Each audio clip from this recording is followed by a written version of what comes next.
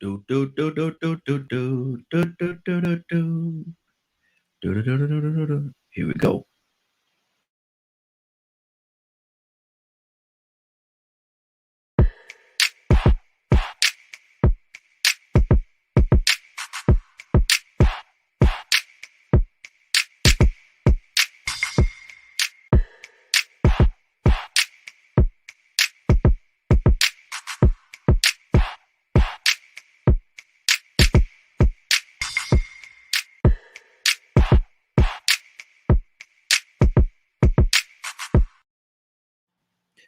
Well, good morning, good morning, good morning, good morning, and good morning, everybody. Good morning, everybody. Welcome to another episode of The Morning Glow. Welcome to another episode of The Morning Glow. Got a great broadcast lineup for you this morning.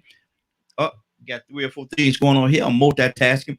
But before I go another step further, before I do anything differently, I got to say good morning to Captain Leonard. Good morning, sir. How you doing this morning? Good morning, Raheem, and Morning Glow family. How's everything going with you, man? How was your weekend? Excellent weekend. Good deal. Good deal. Good deal. Tell me about it. You got an excellent weekend. They ain't gonna say nothing to me. Tell me about it. What happened this weekend, man?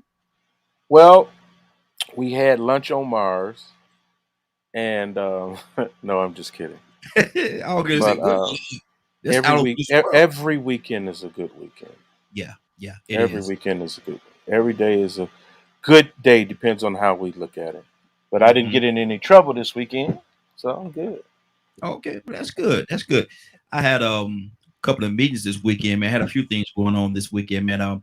Had a meeting with a young lady that actually came by the studio. We did some stuff talking about her actually doing a show with us on the television side.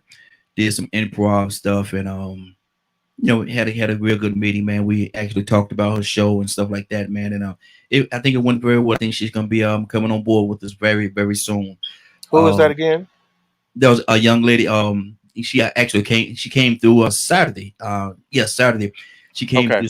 Yeah, and we had a meeting. She wants to do a show with us on the television side, and Hmm. yeah, we met up, man, and everything seemed to have gone pretty good, man, and left I think left in a good place. I think she ready to come on board with us on the television side. She's doing a show. She wanted to do a show on books and stuff like that, but we kind of talked around and away from that. Hold on one second, I forgot to turn the thing on over here. Sure. There we go. Now we got everybody on board. And so yeah, that went pretty good. We did some improv. We had to do some mock interviews and improv shows and stuff like that. And so it went pretty good. It went pretty good, man. And not only that, now Sunday was a day for me, Leonard. Went to see my, I'm a Pittsburgh Steeler. I'm a Pittsburgh Steeler. That's who I Yeah. am. But because of the You all fact that had them Bengals, right? no, we beat up on them Browns, some Cleveland Browns this weekend. Cleveland. That's Yeah, the rivalry. Cleveland. Yeah. yeah, but I couldn't even watch the game, man. I couldn't watch the game, man. I could not watch the game, and I'm gonna tell you why. You might say why. Say why you couldn't watch the game, Raheem. Why couldn't you watch the game, right? I'm glad you asked. I'm glad you asked because I was at the Falcon game, man. I went to the Falcon game, and I'm from North Carolina, and the Carolina Panthers came through. Tell you something else. The Carolina Panthers came through, man, and my wife and I and my brother, my brother, my sister in law, and their kids. We all went to the game together, man. Watched the Panthers uh, beat up on them Falcons. Watched them Panthers beat up on them Falcons. But then again, though, Leonard, I'm gonna tell you something. What's wrong with the Braves, man? How in the world the Braves gonna lose 9-5? I don't watch a lot of baseball, Mm-hmm. but one I thought they would. It made people made it seem as if they was going to close it out last night. Yeah, and they started out good, man. They started out good. I don't know a lot about baseball because it's so slow the game. Mm-hmm. However, do you think that the Braves could have closed it out last night, They bats got they bat. or is Houston just that much wanted more? I think what it is with the Braves. I'm gonna tell you what I think. Um, I think they're shocked. And we got Tucson on the line. I know Tucson knows something about baseball, I think. So we're gonna go to him in a second. But I think the Braves are shocked, man, and the moment was too big for them last night. Even though they started out real good, that moment, I think the moment was too big for him, man. But I really think they're gonna win the whole series. I think they may even win it Tuesday night, tomorrow night. They may close it out in Houston. But all the stuff going along with it, them win the World Series right here in Atlanta on their home field, all the hoopla. I think was too. I think that moment was too big for him, man. I think it was too big. See, Houston is used to being there. Mhm. Houston is used to being there, and the Braves, and they had been there what they say since 95, 96. Man, that's yeah, that's a lot of pressure. That's a lot of. There you go, Leonard. Tucson, good morning, sir. How you doing this morning? Mm. Hey. Watch this. Watch this. Watch this. Let me tell you something. Yes, sir. Tell me something. Go ahead. No. Go ahead. You No, got. no. Let me tell you why I do not watch sports. So Uh-oh.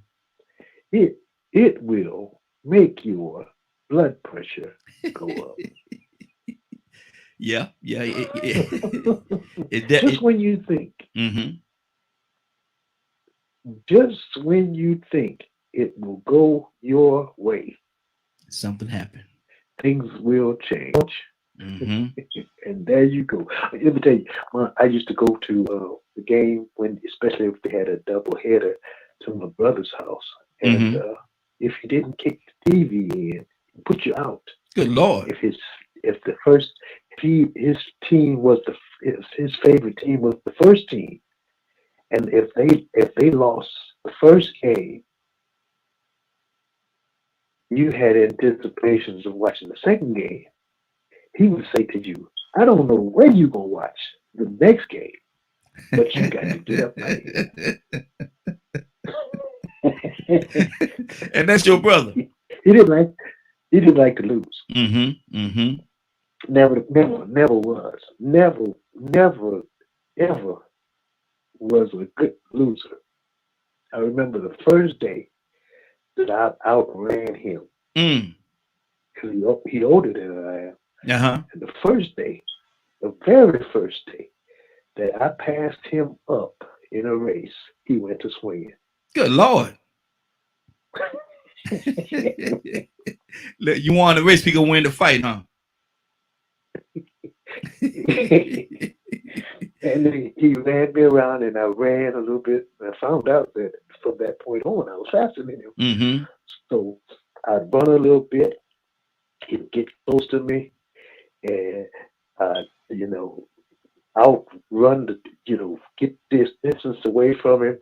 And he was a good distance runner, Mm-hmm. so he didn't mind continuing to chase you. Mm-hmm. Mm-hmm. And he would run, and I'd run, and I'd run him again, and he said, "I'll just wait till I get you till you get home." Exactly. You got to come to the house. You got to come to the. But Tucson, what do you But think? anyway, go ahead. What do you think is going on with the Braves, man? Do you think that moment and you was in sports for a long time too, so you know the pressure that some of them pressure moments could put on you. Do you think the moment was too big for them last night, closing it out at home, World Series? Was the moment too big? No, it's a game. It's a game, and in the game, it depends on who wants it more. Mm-hmm. And sometimes the way you think can cause you to lose. Mm. Because you might think that uh, oh, we're gonna close this out, Mm-hmm. Yes. but then the other team Ain't ready. shows up. Ain't ready to die. They ain't ready to die yet. They ain't ready to die. Mm-hmm. Yeah, I've Wow. seen it, man. I've said in a position that I knew that well, we gonna win this, Mm-hmm. but then the other team shows up, and your team don't. Mm-hmm. Yeah. So they just didn't show up for the challenge. Do you think? Somebody got to want it the best and most. Do you think they're And gonna there win you it? go. Do you think eventually? Do you think the Braves gonna win it all? I won't see it, but yeah, Mm-hmm. Okay. Okay. I Now, ain't gonna watch it. yo, I'm gonna watch. I'm definitely gonna check it out, man. I would like to see them pull it through, man, but I don't think so. But then again, I want to see Dusty win it, Yeah, man. I want to see Dusty win that thing. yeah. Baseball. I'm like, man, baseball is kind of slow. Mm-hmm. Mm-hmm. It is. You It know, you is. just got to sit there and you know See, Wait. I guess you got to be of a certain age. Y'all ain't got to the age yet where y'all can sit down and look at a baseball game. Y'all ain't got to that age yet. Y'all keep living though. Keep living. Y'all to get there. Y'all to get there. Hey, Captain Leonard, what's going on in the in the political world, brother? What's going on? Well, I think what's most important is that one people are noticing. Of course, you have the Excuse same thing me. with the pandemic. First However, day of those American numbers are Indian going Heritage down Month. as well. What is that? Um, it was a computer message Okay. for me. Okay. Okay. Um, but also, it's more important to people remember your memorable responsibility is coming up, and Mm-hmm. it's time to vote. Yes. Yes. November the 2nd. Mm-hmm. It's time to vote tomorrow, and we need Mm-hmm. to make sure you show up in full force at the polls and definitely vote your interests. And of Yes. course, as a national human rights organization, our interest is that the masses of people progress along with the nation as well. So Mm-hmm. I think we talked about it more last week on why you need to participate. Yes. That is Mm-hmm. what is so very important. Some people may not be aware of the fact that at the higher level of leadership, we are at a point of repairing our entire presence across the world. For instance, we pulled out of the World Health Organization. We're going back there now with the Biden administration. If you're Mm-hmm. aware of the Israel-Palestinian conflict, uh, America has decided to reopen a consulate for the Palestinians. And that is huge, especially since the predecessor shut it down.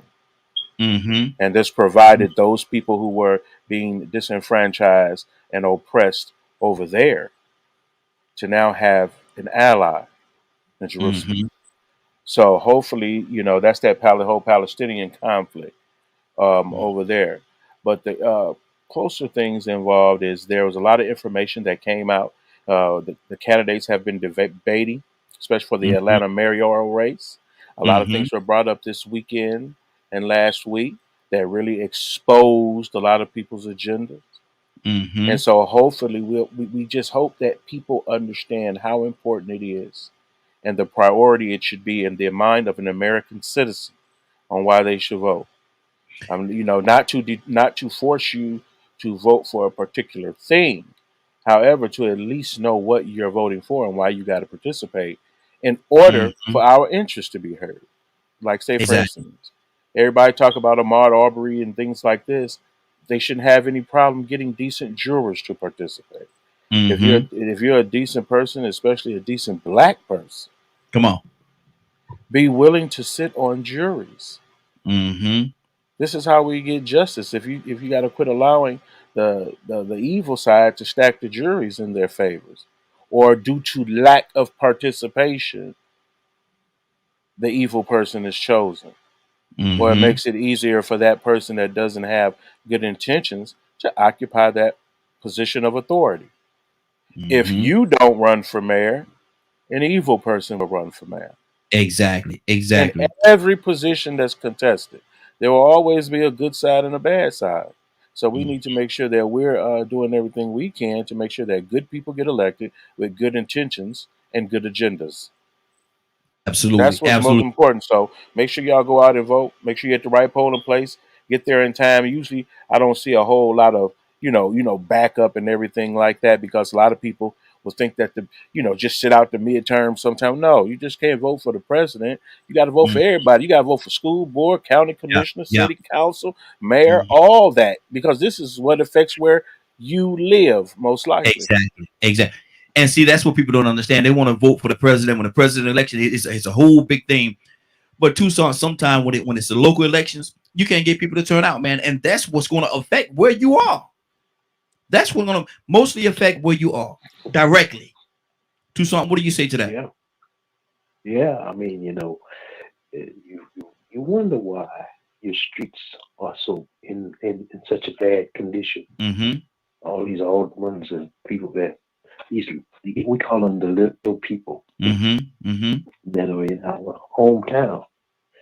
That we line up for, like you said, the president. But but every uh, officer or politician, even the school, especially the school board, Mm-hmm.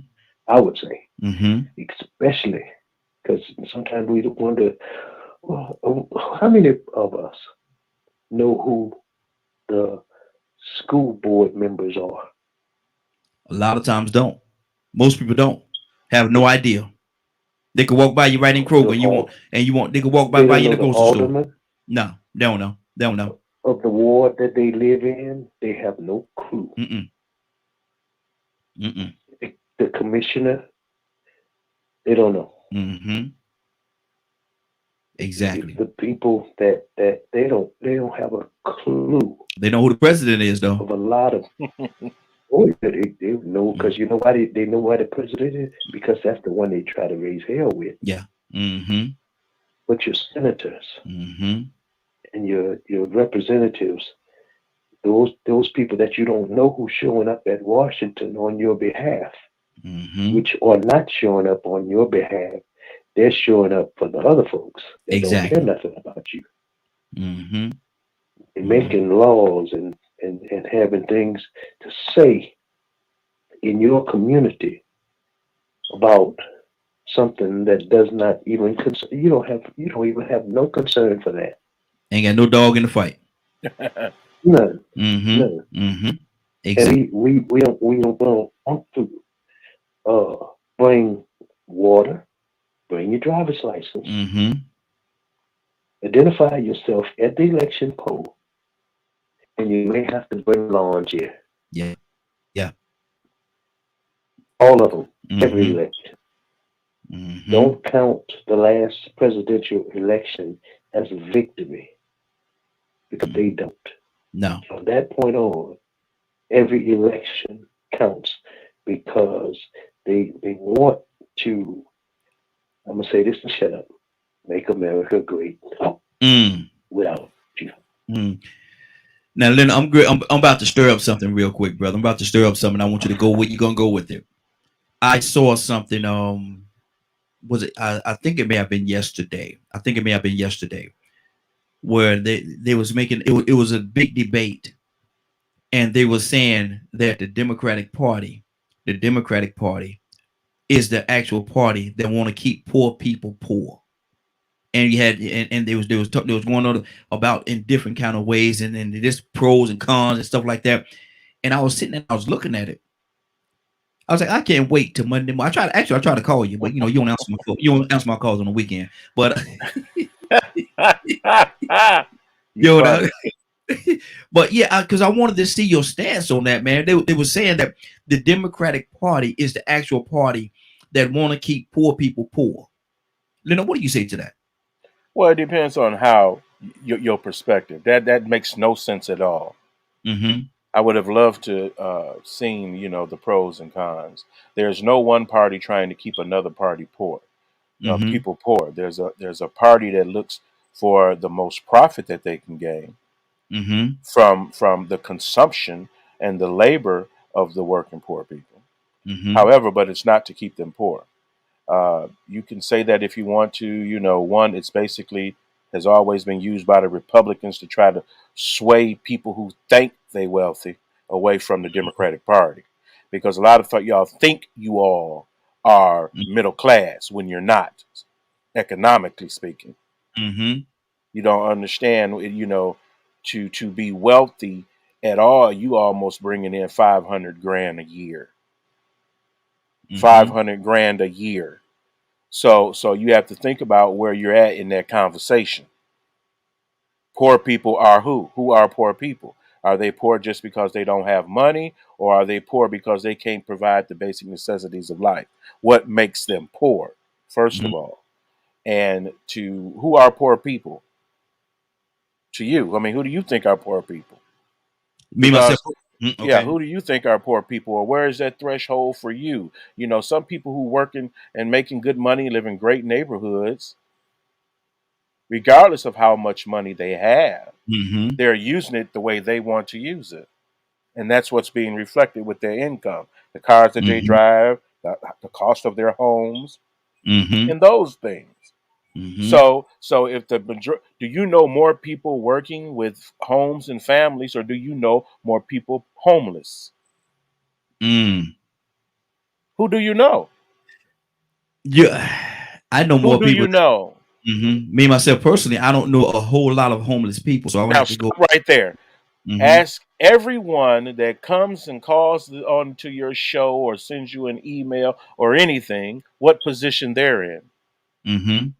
So if you know more people who are working and have great jobs or what have you, this issue about the poor is about this big Mm. compared to the other 99% of the world. Okay. These people for are poor for various reasons. Mm-hmm. And if you set your goal for eradicating poor people, how you gonna do that? What you gonna do? Kill them? Mm. Or are you gonna make them rich? That's the Mm. question. Either you poor or what? What is the goal? Is it the Mm-hmm. goal just to have a conversation to talk about poor people? Or is the goal actually to provide opportunities and benefits for them so they can move from that economic class to the next? Mm-hmm. If you just want to take them food and take them clothes, that's non-government stuff. You can do that on your own. Your church can do that, Mm-hmm. just feeding the poor and doing this and helping them with basic housing. We have programs and things like that. We just need a little bit more. No one's trying to keep poor people poor. Mm-hmm. I don't think that is the issue. Now, if you look at it at a larger level in terms of an uh, IMF situation, International Monetary Fund situation, and developing countries, Mm-hmm. there's an agenda there. But there's probably not an agenda in your city to keep you poor. There's probably not an agenda in your state to keep you poor. There's probably not an agenda in many of the collectives that you are a part of to keep you poor. That's Mm-hmm. just a soundbite that people use against certain individuals. And Mm-hmm. usually it comes from, like somebody said that's what the Democrats are doing. That person's Yes. probably a Republican. Yes. Yeah, they had to have been. Yeah. Yeah, I mean, Mm-hmm. so that's who it's familiar that it would come out of that person's mouth. But that Mm-hmm. is far beyond what the agendas do. Who owns the corporations? Who supports the corporations? Mostly Mm-hmm. the The Republican Republicans. side. Republicans. Yeah. Absolutely. And as Absolutely. long as they're employing people, the employment of people and paying people is a liability. Who's trying to keep minimum wage as low as possible? Republicans. It's not the Democratic side. Yeah. Yeah. Who's Mm-hmm. trying to restrict voting? Who's trying to restrict home ownership? Who tries to restrict lots of different things that help you acquire wealth when it comes to certain people? It's not the Democrat. Mm-hmm. It's the Republican policies that don't provide social safety nets for the masses of people in the United States. Mm-hmm. Who's trying to destroy Medicare, Medicaid, and all these programs that support indigent people? Mm-hmm. It's clear Yeah. who's on that side of what side that is. So Mm-hmm. when people say stuff like that, they just say stuff to rile you up, to get you emotional, to try to get you. You know what? I'm gonna vote Republican. Why? Because I'm rich. I'm gonna be rich. I want to be rich. My mind is about being rich, having stuff, and blah, man, whatever. Mm-hmm. Well, there's no reason why you whatever. If you ain't So, now voting Republican, don't change the situation. and that's one of the reasons why when I try to call you, I wanted to call you and say, Leonard, I need you to check this out right here, man, and tell me what you think about it. That way, you would have had a better feel, a better grasp as to what they were, where they were coming from. Um, you tried, Everybody believes that they're a business person, wants to be yeah. a business person, but that Mm-hmm. is the market won't balance unless there's a supply and demand meet. Mm-hmm. That's a great market. When supply and demand meet, everything's satisfied, right? Mm-hmm. So they But say. and, and, Mm-hmm. and there's and there has to be variations. So I've never got into inequality debates and things like that for the very simple fact is you can put in as much as you want to put in. Mm-hmm. No one's taking those things away from you. Like I say, poor people, we've had programs for the poor. I know since I've been here Mm-hmm. since 71. Mm-hmm. Wow. Free education for the poor, free health care, and things of that nature for indigent people. So it has a lot to do, I think, with a personal perspective that Mm-hmm. people don't usually talk about. Democrats trying to keep the poor people poor. Well, who's poor? Who's poor? Mm-hmm. Exactly. Identify the poor people other than the number, Mm-hmm. how much money they make.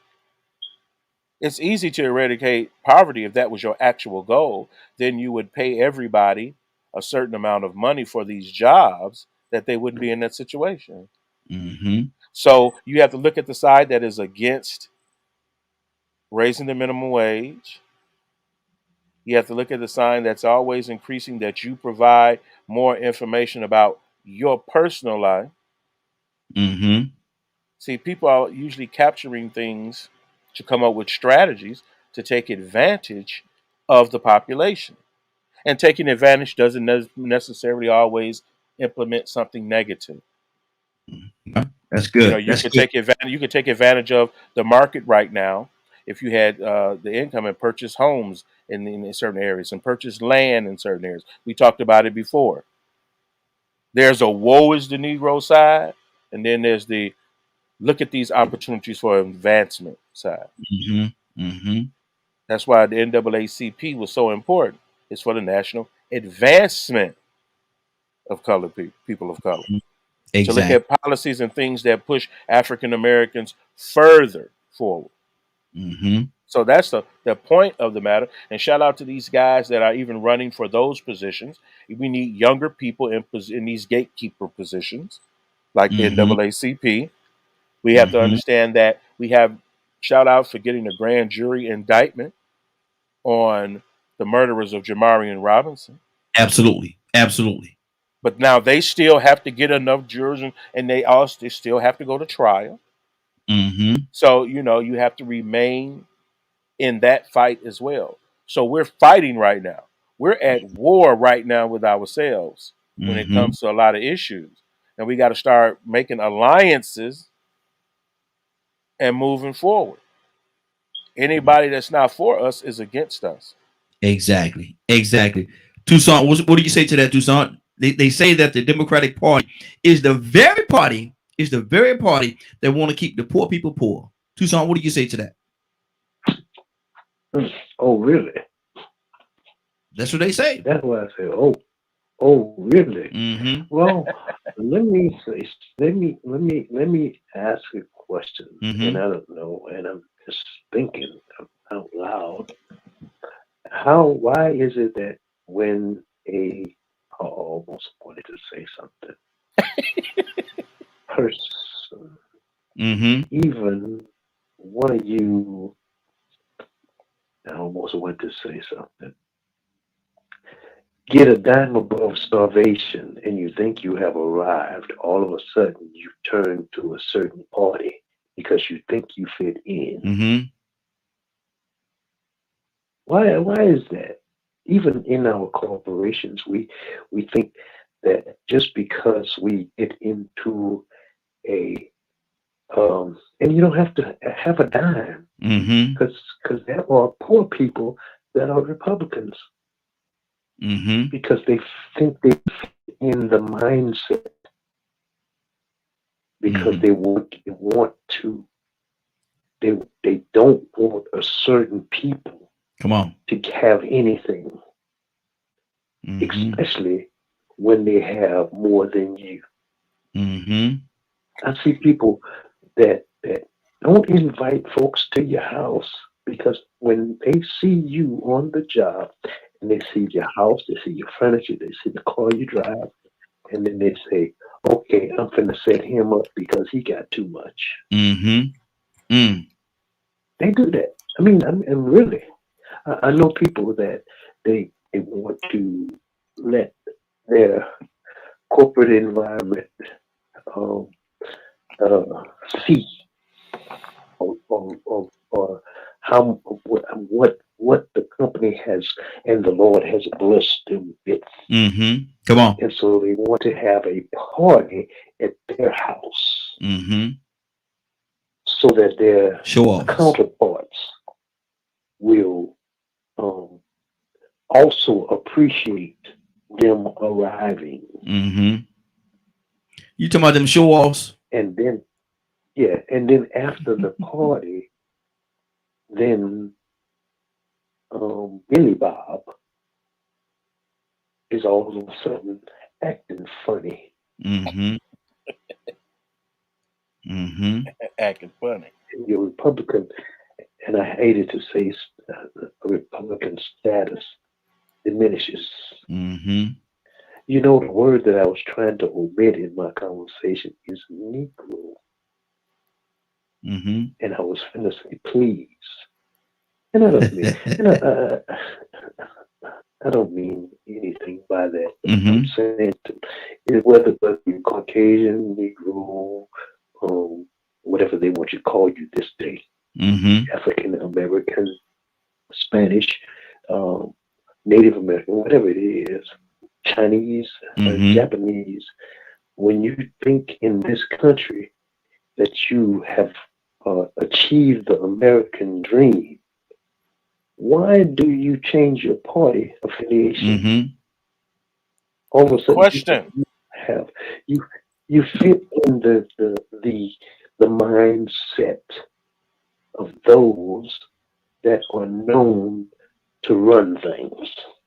Mm-hmm. So the ones that think that they run stuff because we don't show up at the necessary things that cause people to run stuff. Mm-hmm. Again, to the necessary elections and all that kind of stuff. We don't show up. I hope you see what I'm saying Yeah. Yeah. Yeah. because Mm-hmm. most of the people that I know that think they have arrived, talk to Mm-hmm. They ain't got there yet. them. They hadn't got there yet, but they Mm-hmm. they think or they hope to, Mm-hmm. and they say, "Oh, I'm a Republican." You ride a Mm-hmm. bicycle to work, Wow. Mm-hmm. really? Mm-hmm. Oh, but we gonna see that we gonna make America. I remember the good old days. We gonna make America great again. America never was great, sir. Mm-hmm. This is a wicked country, Mm-hmm. and we have wicked people in it that have done some atrocious. I don't know if that's a word. Just terrible things Mm-hmm. in the name of a dollar bill. And Wow. so when you say the Democrats want to keep people poor. I don't know who wants to keep a Democrat, Republican, Independent. It's not even a party. It's a person. It's a Mm-hmm. mindset Mm-hmm. that they are. I don't even know how to describe them. They have a mentality, but I do know that they have a Trump mentality because Mr. Trump said, if I ever run for election or Mm-hmm. president, I think that I'll run as a Republican. Yeah. And the reason why he said it is on record. Mm-hmm. Exactly. Exactly. Leonard, talk to me, brother.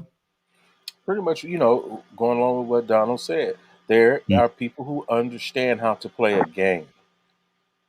And it's unfortunate that people vote against their best interest because their Mm-hmm. priority is on race. Mm-hmm. Mm-hmm. So, just like Donald pretty much explained, there are some people who are simply voting because they know that one side is about oppressing a certain people. It's about oppressing people that they don't like. Mm-hmm. And this Mm-hmm. is why they vote against their best interest. I'm not big on party affiliation. Talk to me about why you're doing what you're doing. It Mm-hmm. doesn't, why you're doing it doesn't have to please me at all. Come on. But do you know why you're doing it? Mm-hmm. So when we have a conversation, it lets me know right away the type of person that you are. Mm-hmm. I've heard some people say things, and I'm looking at them with my mouth open, was like, oh, they enjoy that level of ignorance. Mm. I mean, clearly things that, when you're talking to somebody, they can have on a suit and a tie. Yeah. Yeah. He had a little title with them and everything. Mm-hmm. And then the stuff that come out of their mouth ain't got nothing to do with helping nobody. Mm-hmm. Nobody but them. The things they say sound just absolutely ridiculous. Mm-hmm. A lot of people, I just saw a great interview with Bill Gates. And there's a lot of reason why people would hate Bill Gates, just because of their perception of Bill Gates. Mm-hmm. But what cannot be denied is what the man has accomplished and the Yeah. position he is in as it Mhm. comes to how this world conducts itself. Mm-hmm. And if you listen to his interviews, even for the past 30 years, he's more so about his contribution to this thing we call the world, Mm-hmm. and wants to leave a legacy. Like I say, one of the biggest philanthropists as well, and all these types of things. And they mentioned how much rap music and how many times he's quoted by people in rap music. Mm-hmm. But all the rap people and people in music are quoting him for is having money. Mm-hmm. That's all they talk about. It, not what his actual agenda and plan is, and what he wants to do to leave his mark on this world when it comes to technology. Mm-hmm. See, that's a whole concept as opposed to how much money he got in the bank. Mm-hmm. So, people need to really look at it. Who's trying to get more jobs? Who's trying to pay teachers more? Who's trying to pay our police more and things of that nature? And what is their agenda? Mm-hmm. If they can't explain it to you, don't vote for them. Yeah. Yeah. If they don't satisfy you and your interests, that's why you shouldn't vote for them. You're never going to. I tell people all the time about choice. You've gotten too spoiled and you hide behind what other people say. You quote what other people say. And when somebody asks you your opinion, you look stupid. Mm-hmm. Mm-hmm. Because one, you've just been following along. Yeah. As opposed to actually educating yourself about the choices that you make. Once you start educating yourself about the choices you make, they become better choices.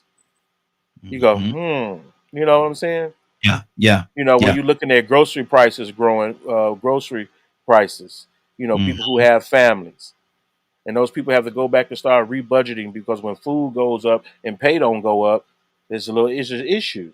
When gas go up, but your income don't go up, there's going to be an issue. Yeah. Yeah. And this is very much controlled by who's in power. Mm-hmm. So if you just think trying to keep the poor, is the person talking about it poor? Mm-hmm. Is the person talking about it poor? I doubt it. I'm just asking, because Yeah, a lot of people exploit poor people for their own purposes. Mm-hmm. The poor what? The poor what? Mm-hmm. Well, how do you think they feel about being called poor? Mm-hmm. Or do the people you call poor actually identify with being poor? Exactly. But there's a certain, I know a man Donald would agree. You got a lot of broke people out here don't know they broke. Yeah. Yeah. It don't even matter. As long as they got some money in their pocket right now, they can go get the clothes and the little jewelry and everything they want. They rich. Mm-hmm. But and you call them poor. Exactly. And I'm gonna tell you something about that, man. And before I do that, let me get a number: 508-924-3521. Phone lines are open. 508-924-3521. Give us a call. We'd love to have your input. And I want to say welcome to everybody that's listening to us on the app right here. I can't call all your names. There's quite a few of you there. I definitely appreciate each and every one of you. But Leonard, I grew up. My grandmother raised me, and I grew up not in the richest of situations, if you will. I see it that way. Not in the richest of situations, but I never knew I wasn't, and I don't like to say poor. I never knew that we wasn't as well off as the people across town. I never knew we wasn't, because she never let me understand or see that, because everything that we needed was provided for. I thought we was rich, man. I thought, exactly. Yeah, I really did. I thought we didn't have all the other stuff, all the fancies, all the little accommodations that all the other families know. We didn't have all that stuff, Hmm. but what we did have is what we needed. Right. We never went to bed hungry. I never woke up in the middle of the night, man, and with my stomach hurting because I was hungry. Because my grandmother, she made sure that when I went to bed, I was full. Hmm. Make sure the clothes was clean and everything. I ain't go to school dirty and all this stuff, man. She took care of me. I didn't Exactly. know. I didn't know. Go ahead, brother. We got a caller. Come on. And this is what you find out is that one, because I take it personal, because when you're talking about me. Mm-hmm. Yeah. Yeah. Really, you're talking about me. Mm-hmm. Now, there are some people who really will say, well, what do you mean? Blah, blah. Think about it. The poor, the poor, the poor. What is the face of the poor? Mm. Can why are children poor? Mm. Why are children poor? But you always hear people talking about poor children. Yeah. Yeah. When children are poor because of what? Their parents. That's a poor. Yeah. Yep. Because of their parents. Mm-hmm. Remember, the people have created a situation for you to kind of pull you in a few different ways. And one, if people are hungry, you feed them. Then they're no longer hungry, Charles and Patrick. you teach them how to secure food on their own. Mm-hmm. Various the jobs and things that are you can't get what you put in, you will get out. Mm-hmm. So the people who are contributing less are going to have less. Okay. You understand that Yes. concept? Absolutely. There aren't any poor doctors. Mm-hmm. There's Mm-hmm. poor engineers. No. Any poor working engineers? No. Any poor working, for instance, teachers in some places make excellent salaries. Mm-hmm. They may not always make them where you live, and especially in the South, because education is not a priority in the South. Exactly. That's why they're always at the bottom of the list Mm. because of the amount that they contribute per student education. And there are certain states that are always at the bottom. Mm-hmm. And it is reflected in our politics and in our conversations, where we come from, and all these types of things. Mm-hmm. So we have to take that into consideration when we're voting. If homelessness really bothers you in your city, are you voting for programs and initiatives to help these people get out of that situation? Or are you Mm-hmm. voting for the people that want to lock poor people up because they're poor, because they're begging for food, because they Mm-hmm. need clothing? Are you on the side that want to make it a crime to not have a place to live? Mm-hmm. You want to make it a crime? So Wow. that's how you think about, have to look at these situations. Mm-hmm. Who's trying to help who and who's not? But that whole notion that you brought up about the poor and everything, that's Uh-huh. just some folks tell you to Mm-hmm. keep you from voting for whoever they're against. Yeah, but the conversation was it was a conversation, and they went in best they could, and like I said, what they were saying is the Republican Party or the actual party that want to keep everybody poor, and I was like, wow, we got another caller. Caller, what's your name? Where you calling from? That's not what you said at first. Huh? You I'm in the said I'm in you the flipped Democratic. it this I'm in the right. Democratic Party. Yeah, the Democratic Okay. Party is the party Okay. that want to actually keep everybody poor. Absolutely, absolutely. Got a caller. Caller, what's your name? Where you calling from? It's Charles, man, Decatur. Charles, what's going on? How you doing this morning? What's going on? I'm just catching the end of that conversation, man. Yeah, Sounds go ahead. uh catch me up, man. I apologize, man. I just turned you on, man, when I called in. Okay. You know, the brother was talking about how we vote and things like that. Yeah, well, what we started was I saw a program. I saw a program somewhere this weekend where it was saying that and their discussion was the Democratic Party is the party that want to keep everybody poor, and they was trying to Everybody what? poor. Okay. They say the Democratic Party is the very party that want to keep everybody poor, and people are not really looking at it and educating themselves on what's really going on with the Democratic Party. And I guess they was trying to say that everybody should be Republican. What do you say to that? You mean everybody black or just everybody? Primarily, well, they were saying everybody, but these were black people that was talking. So I don't know what angle they was coming with it from. I don't know. Right. I'm a Republican. I've never voted for a Democrat president Mm-hmm. in my life, and I'm 52. Mm-hmm. And I guess I learned that a long time ago by, I guess I was a little bit analytical when I was listening to like Chuck D and all them talking about the man and this and that. And I Mhm. figured that wasn't any Republicans in the neighborhood. So it couldn't have been Republicans that he was talking about. Mm-hmm. Because all the things that I put together as a child and even as an adult growing, that was happening in the black neighborhood that were bad, studying Malcolm X on those things that were bad happening in the black neighborhood was ran by white liberals. Learning as a child and then growing up and a lot of the things that he said were true about that.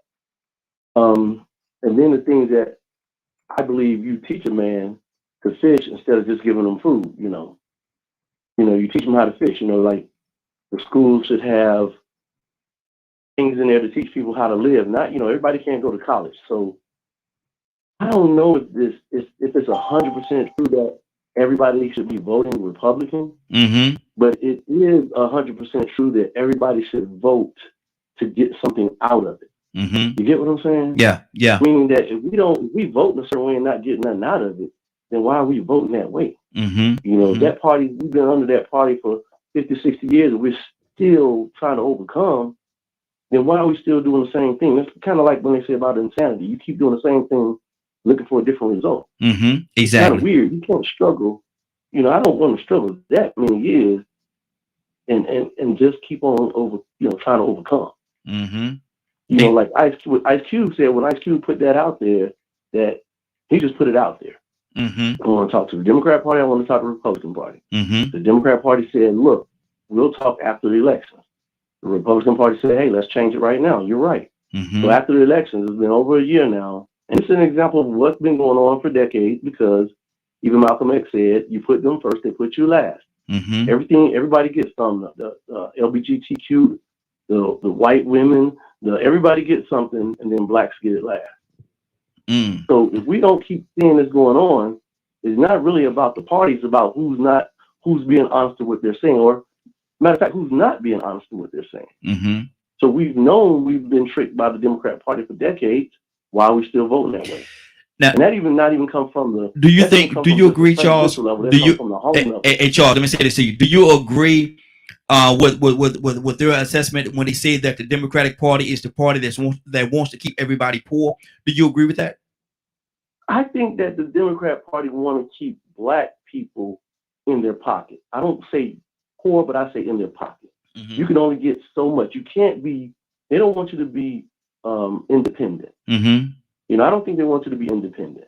Wow. I think they want you to be dependent of them because as long as you're dependent of them, then they own you. Mm-hmm. That's why they say don't feed the bears. Don't feed the bears because then the bears become dependent on you. Mm-hmm. Okay. Right? If you teach the bear to go out there and you go fish like a bear's supposed to, then the bear don't need the government. Mm-hmm. You're dependent on that government because then the government always needs money that way. And that's how it goes citywide. The more money that the city can spend or get from the government is the more money they get the next year on their so-called programs. So I would say that the Democrat Party, to me, what I've seen, I won't say keep you poor, but they want to keep you under their thumb. Okay. Let me go to another caller. Caller, what's your name? Where you calling from? Badge, I'm coming to you next. Be on standby, brother. Got another caller. Caller, what's your name? Where you calling? Rico calling from Anderson, Alabama. Grand Rising, everybody. Grand Rising. Rico, good morning. How you doing this morning? Man, it's cold out here, man, but I'm getting it. Good deal. Good deal. Now, what do you say? And we're talking about.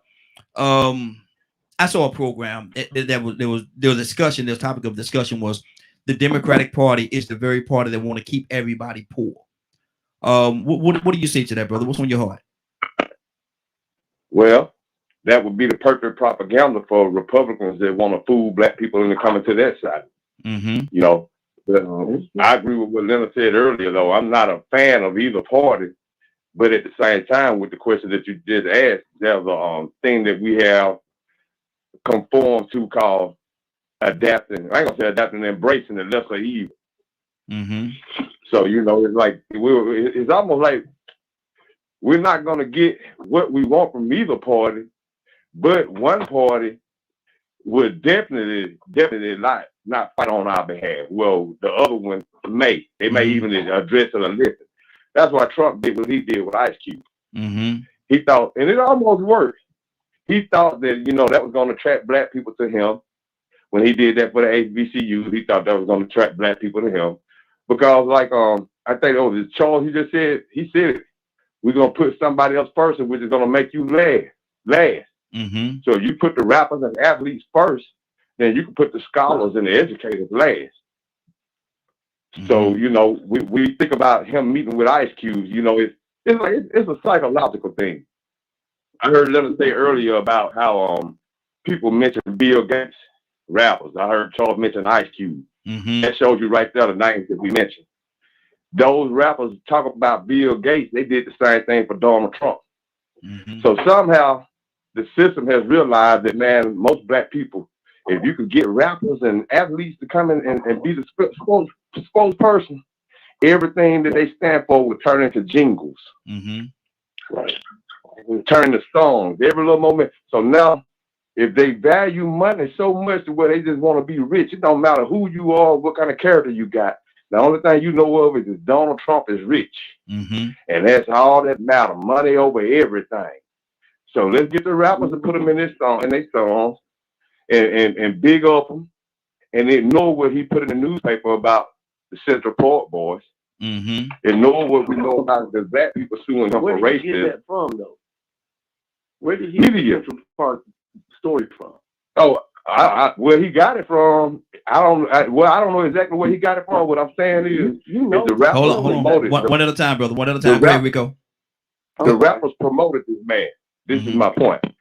The rappers promoted that man all because he had money. He had a pass by the black community, and so we were deceived. Hold on, Charles. Go ahead, Rico. He was deceived. I mean, you know, when we put value on people all because of money, because like I said, Trump wasn't for us. You know, if you just want to bring up the Central Park 5, his other things, people sued him for racism. You know, he was actually mentored by a homosexual racist, extreme racist. So I mean, you know, but the rappers, just think about how of an oxymoron that is for black culture, hip hop artists. Every time you turn around to prop this man up and mention him like he's somebody to glorify. That's really chaotic and dysfunctional programming. So yeah, I mean, I don't care where he got the stories from. I mean, you know, he could have got them from anywhere and had his opinion about it. He still got the same opinion regardless of where he got it from. He still got the same opinion to this day. He doesn't regret his stand. But that doesn't deny the fact that you had black people, rappers, that were promoting this man as somebody positive. And now all of a sudden we realize that he really went for us. That we keep taking this bait. You know, so like, if you really want to know why we so stuck with this Democratic Party, because it's that same system of propaganda that we keep buying into, and they get us so easy because all they got to do is put Cardi B up there to talk to Joe Biden. So now guess who's going to go vote for Joe Biden? A lot of people that were saying 4 years ago that voting was a waste of time. Wow. Now, we might say we wanted Joe Biden to get in. A lot of us did. But in some cases, we're going to say once again, why are we voting Democrat? Which one is it? Do we want Joe Biden to get in, or do we want to question why we are loyal to the Democrats? The question is still, I mean, the answer is very simple, though. It's the rest of two evils. The Republicans got the Dixiecrats over there to them, and when the Dixiecrats went to the Republicans, that made them the more overt and more extreme racist. And that made the Democrats, the other wing of the bird, be less racist. Because they knew then they needed the same minorities that the Republicans needed at one point in time in history to start getting favor. And people will use and manipulate anybody as opportunistic humans as opportunistic as humans are to get ahead. So maybe the rich people in the Democratic Party, they're willing to do anything it takes to get our vote. Whether it's put Cardi B up front to get new voters to register.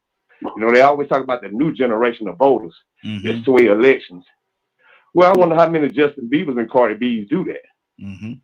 So, I mean, you know, that if you really look at it, we all get brainwashed by this propaganda When really and truly it's just that because of the same bird. Exactly. Let me pull some more people to the conversation. Charles, I want to give you a chance to quickly to respond to that. We got a few people on the phone. We're going to go to Badger, and Leonard is back with us. So, Charles, what's on your heart? I agree with what he said about the entertainers because, like I said, when I studied Malcolm X, he said the same thing. We're the only people that put entertainers up front.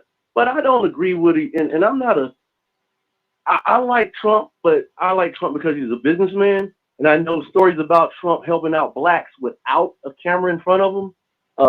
When in New York, the thing is that when blacks couldn't get a loan, he did give them loans, and then he want the money back.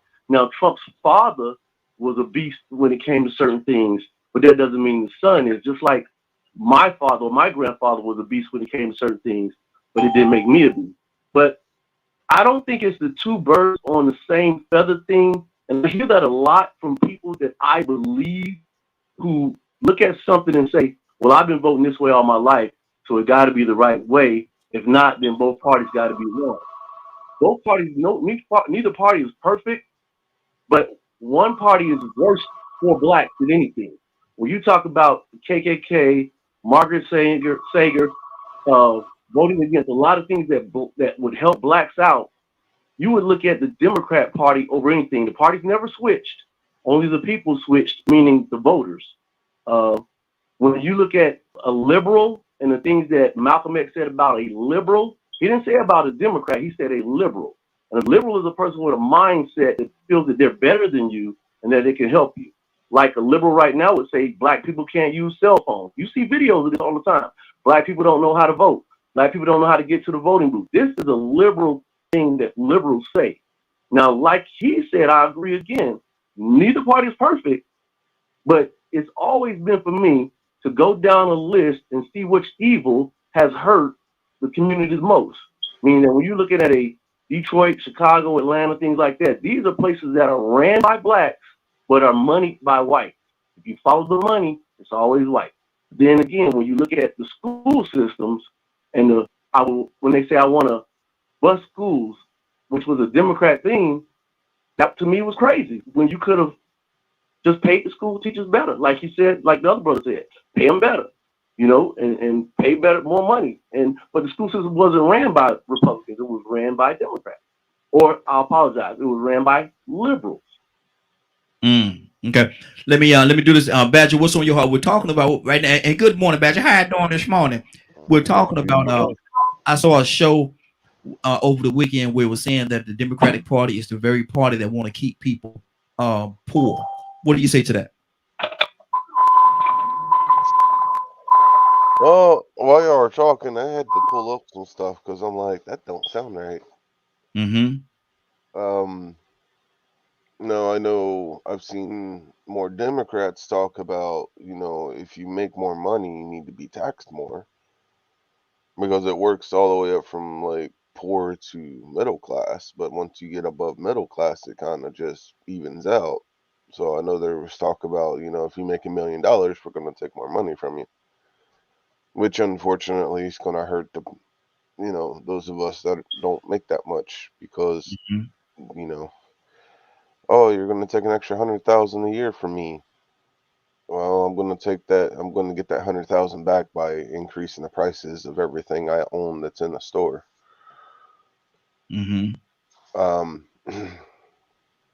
To me, I could care less of these titles of Republican or Democrat or liberal or whatever. What I care more about is who is writing a bill to submit to our government that's going to become our law. Who are they? Why are they doing this? Is this bill actually going to help us? Oh, wait, this person's wanting to alter this bill by adding this, or this in it. Oh, look, this one's a Republican, this one's a Democrat, this one's God knows what. Why does a label matter? What matters should be not only what they say, but how they choose to live their life. What bills are they putting into place? Well, I think, and I understand what you're saying, and you're making a very valid point, but I think the labels, the titles, or the party just depicts who they are and what their stances is. Okay. So a Hmm. Republican is supposed to be someone that's kind of stuck up and that's supposed to be for individual justice, and a Democrat's supposed to be like this, even across the board, let's balance things out, Hmm. depending on which definition you read. Well, I think if we even say it that way, I think we're painting with a very broad brush. Okay, Okay. so I Googled Hmm. and it said comparison chart, Democrat, philosophy, liberal, left leaning, Republican, conservative, I can check on it. Conservative. Yes, Conservative. thank you. Hmm. Right leaning. Hmm. Economic ideas for Democrat. Minimum wages and progressive taxation, i.e., higher tax rates for higher income brackets, born out of anti federalist ideals but evolved over time to favor more government regulation. Republican. Believe taxes shouldn't be increased for anyone, including the wealthy, and that wages should be set up by the free market. Social and human ideas. Democrat, based on community and social responsibility. Republican, based on individual rights and justice. Okay. So, Leonard, go ahead. Go ahead, Mitch. No, no, no. Go ahead. Finish your thought, brother. well, that's what I was saying. Like, depending on where you look this stuff up, which, you know, you'd have to know the individuals that are labeling themselves with this. Hmm. Absolutely. Because some of the ones that you listen to, based on those sets of, explanations of each party, some of them seem like they're both because they'll agree with this, that's of the Republican Party and of the Democrat. Hmm. Wow. Wow. We got a few people on the phone. I'm coming around to each and every one of y'all. I definitely want to hear what y'all got to say about this particular topic right now. But Leonard, what's on your heart, brother? Oh, I'm just listening. Like you say, it's easy to trick people into believing certain things instead Hmm. of just looking at the facts of the matter. It's easy to talk about what you heard than what actually happened. Hmm. Your point of view belongs to you, whether it's the truth or a lie. It belongs to you. Hmm. So if the majority of the things you say happen to turn out to be lies, you may want to stop saying them. Hmm. Because then I believed you to be a liar because this is what you support. Hmm. If you support facts that are not founded on evidence, I can't support you. So Hmm. your perspective on one thing that's yours. However, I don't care if I had a $3 billion. Hmm. I don't automatically start hating people that don't have 3 billion. I don't automatically start wanting to cut programs for people who don't have 3 billion. I don't believe that people should work for pennies while other people make exorbitant amounts on the same things. All the things that people say just because they say them don't make them true. That's just Hmm. their perspective. And there are certain people who are willing to go with a lie and believe a lie to be on a team that they consider to be a winning team. Most people on that side of the fence believe that the more money you have, the better you are. And Hmm. most black people who worship and idolize celebrities and things of this nature, at their base being, believe that way as well. Hmm. I could tell you the truth and the facts, but if somebody with some money came and lied to you, you'd believe them because they have money, because your whole value system is tied up in their money and their power. That don't Hmm. make them right. Come That on. does not Come on. make that person right. Hmm. So this notion that one, because rappers operate on that same agenda, and this is why they're so narrow-minded. This is Hmm. why they believe they better than everybody else. This is why they believe they automatically better than every other rapper. Because the first thing an ignorant person starts talk about when they can't deal with facts is, look how much money I got. Hmm. Look at my clothes I got on. See, Hmm. that's for clowns. That's not for government. Because that same issue is a Republican issue, which means I'm gonna make all the money, then I'm gonna help all the poor people, long as I got all the money. Hmm. Mm. And the poor people should depend on me to get them the money, because me and my individualism and all this blah blah blah blah blah blah. You don't live by yourself. You don't live on Hmm. this planet by yourself. Hmm. Who are you to dictate to another person what they should believe or how they're being treated. There's too many people exploit race and exploit poverty to say ignorant things. Mm-hmm. Wow. It is Wow. ignorant to say the Democrats are trying to keep poor people poor. It is ignorant to say the reason why black people haven't gotten anywhere is because of the Democrats. That's ignorance. Mm-hmm. That's ignorant. You can go look in your communities and see what side is providing for the majority of people who are in certain situations. Now, as long as you stay healthy, you look better than everybody else, you can afford everything else, you great. You great. But you have a certain disdain for what other people are going through. Everybody ain't healthy. Come on. Everybody's not. That's true. That's true. So one, you can look over history and look at leadership and find out what group is responsible for creating more wealth. Mm-hmm.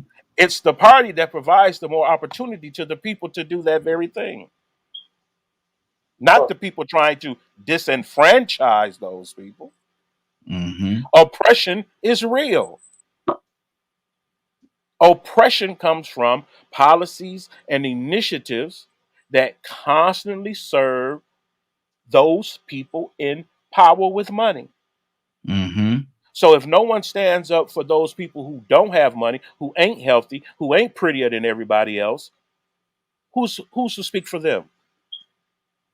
Who's to speak for them? Or do you deserve less because you don't have as much money as someone else? Mm-hmm. The only thing people can do with money is buy things. Exactly.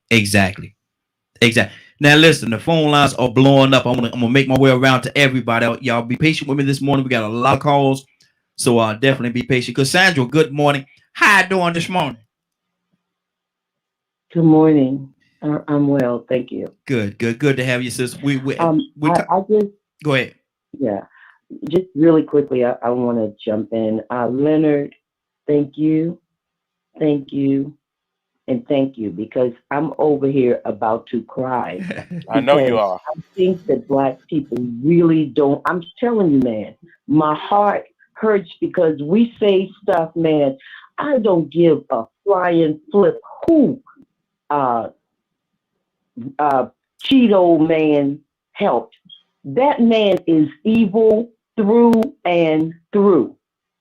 That man wired people to go into the most sacred place in this country and went in there, and he didn't care whether they killed somebody as long as he got a vote. And man, listen, the people that are paying the least amount of money in taxes in this country are the people that have billions of dollars. How do you get that? How is it that you making the most amount of damn money and you paying no taxes? No taxes. Mm-hmm. There is something wrong with that. And if you think that the Republicans got any thought for people that are poor, they have none. It's all about for them the money. I love money. I want money. You know why? Because I can do good things with it. I can help somebody.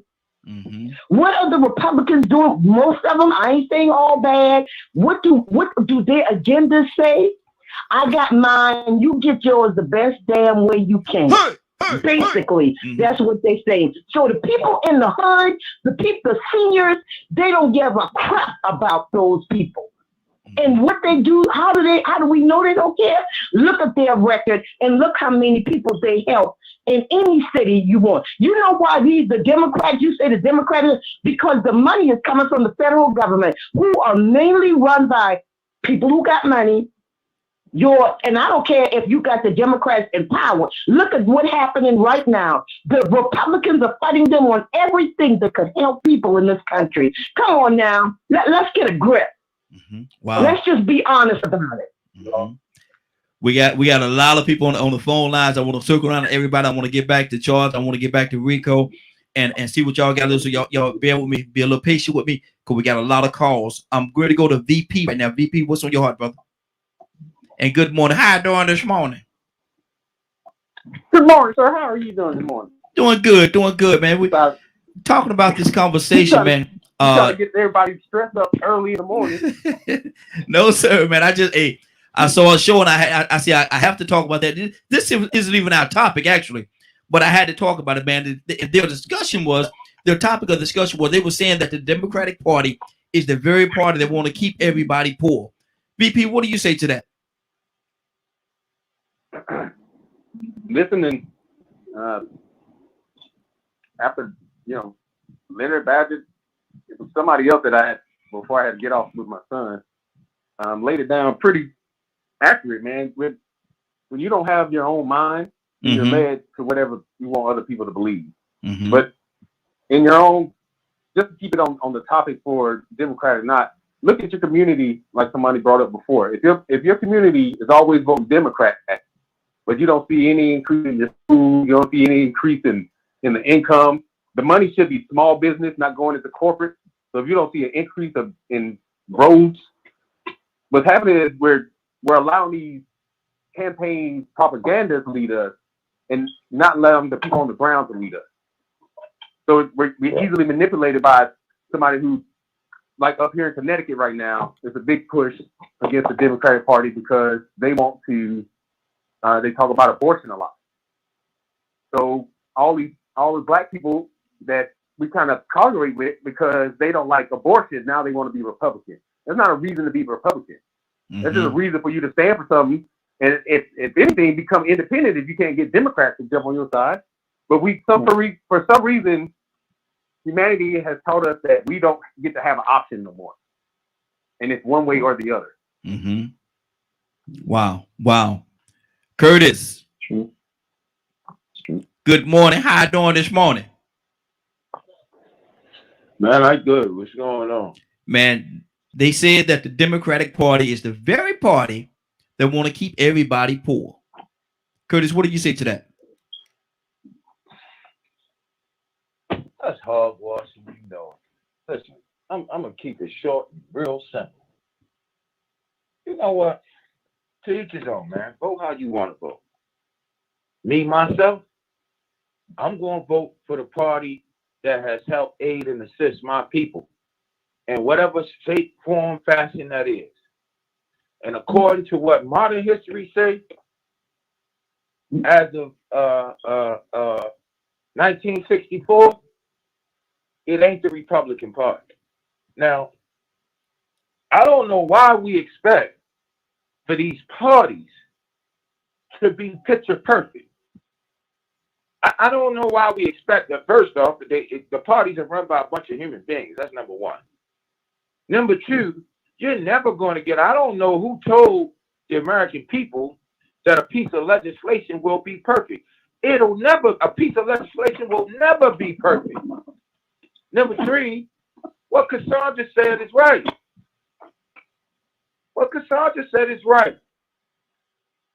You have not received a lot of the things that you should be receiving as a result of Republican blockage. So what I need people to do is realistically and honestly, tell us or tell somebody what has the Republican Party did? What legislation has the Republican Party put out, passed in our modern era that benefited the working poor? Because last time I looked, most of us walking around here talking about we got a job and we got this, we got nice cars and we got nice houses and we got nice bank accounts. Is one bank account, is one check from having to go get TANF or SNAP or some form of welfare assistance or some form of disability. But all at the same time, you got one party pushing to say, look, these people that's living on what they call oh my God, I was going to say a stipend income, but it's not called a stipend income. It starts with an S. The word escapes me right now. Subsidy. But you got Supplemental income. Mm-hmm. Yeah, supplemental income. That's the word. Mm-hmm. You got one party that's saying, look, these folk that's living on this supplemental income, according to inflation, according to this, according to that we got to help them. We got to give them more something because they're not going to be able to sustain. Mm-hmm.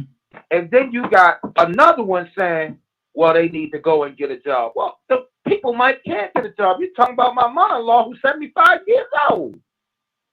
Mm-hmm. You give her $650 a month to live off. Who can live off of $650 a month, Raheem? Mm-hmm. Oh, well, it's jobs out there. Okay, well, how much is the jobs paying? Because realistically, you are walking around here and you got a party in charge of the Senate who believes in having the working poor. Mm-hmm. As long as you got the working poor, you have slaves. You have legalized chattel slavery. That's what you got. Wow. So I'm going to keep voting. I'm going to keep voting for the party that represents the interest of my people. Absolutely. Absolutely. That's just what it is. Charles, coming back to you, brother. What's on your heart? Oh man, you know, I used to have these conversations before I knew I was a Republican. I always voted Republican, meaning label wise, I didn't know I was Republican. I just voted that way. So I had I had about 5 years to really get down and study politics because I did time for a crime. So during that time of study, I learned about. That was the time where I think they were going to talk about the inflation bubble and the housing bubble market, and that was before it happened. So when I got out, it happened.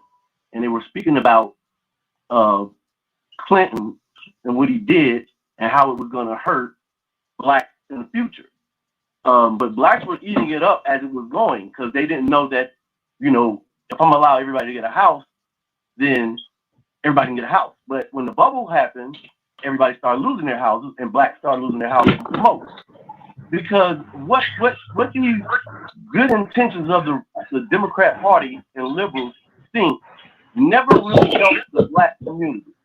Another person over here just said that a person making $1 billion paying no tax. Guess what? I'm not mad at that person making $1 billion. I'm trying to learn how to pay no taxes just like them. If they know how to do it, and if it's legal, I'm not saying illegally. If you can go by the books illegally and own a business and write off your stuff, you can own this too. Now, you understand, this is me coming out of prison thinking like that. You get what I'm saying? Because I studied certain things. Now, as of looking at the same thing happening again and again in the black community, I have not yet seen a legislation that the Democrats have wrote to get blacks out of poverty. Because if it was wrote to get Democrats to get blacks out of poverty, it would have happened by now. And I'm 52 years old. And I understand people don't like people because they don't like people, and it's understood.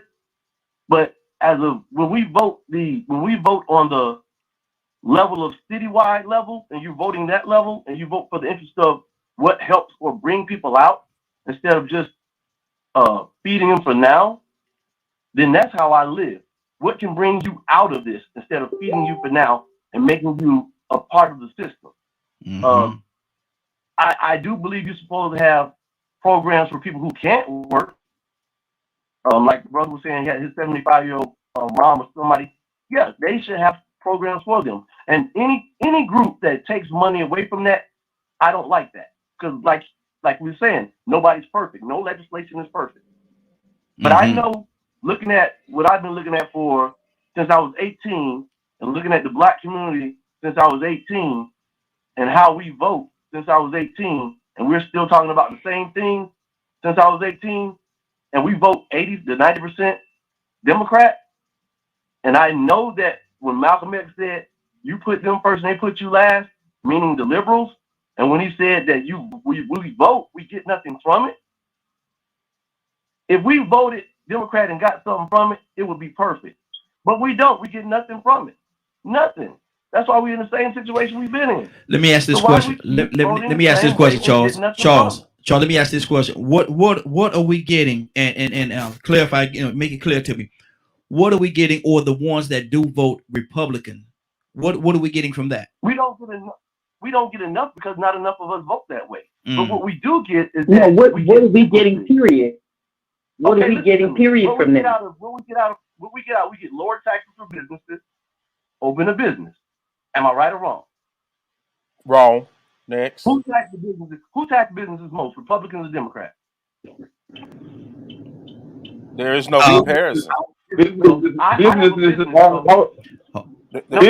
There is no comparison because you're still paying the taxes that you would based on the income that you have from your business. I'm asking a question. I'm not saying whether it's black or white. I'm saying who taxes business the most? Republicans or Democrats? but you can't get away from black and white because that They're about the same. They're about the same. Hold on, everybody, hold on for a second. Everybody, hold on for a second. I want to make. Hold on, Charles, hold for a second. Charles, hold on for a second. I want to make sure that our listening audience could hear what's being said, and so therefore we can't talk over each other. I want to let everybody make their point because this is very good. I'm loving the conversation, but the audience have to be able to hear it as well. Go ahead, Charles, and I think Rico had to say something as well, and then Leonard, we're gonna make our way around. Go ahead, Charles. I asked who tax business. The reason why I'm asking this question because it's like a two-part question, and I know other people want to talk, so I get what you're saying, brother. When businesses are taxed the most, meaning that for one thing, blacks can own businesses. We're not. It's not illegal for blacks to own business. You own owning a business is the most independent thing you can do in America, pretty much.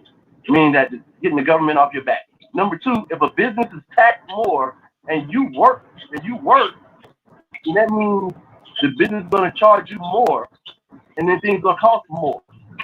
So it also that hurts the black consumer because the black consumer is last on the list as of in making money, but we are first on the list in spending money.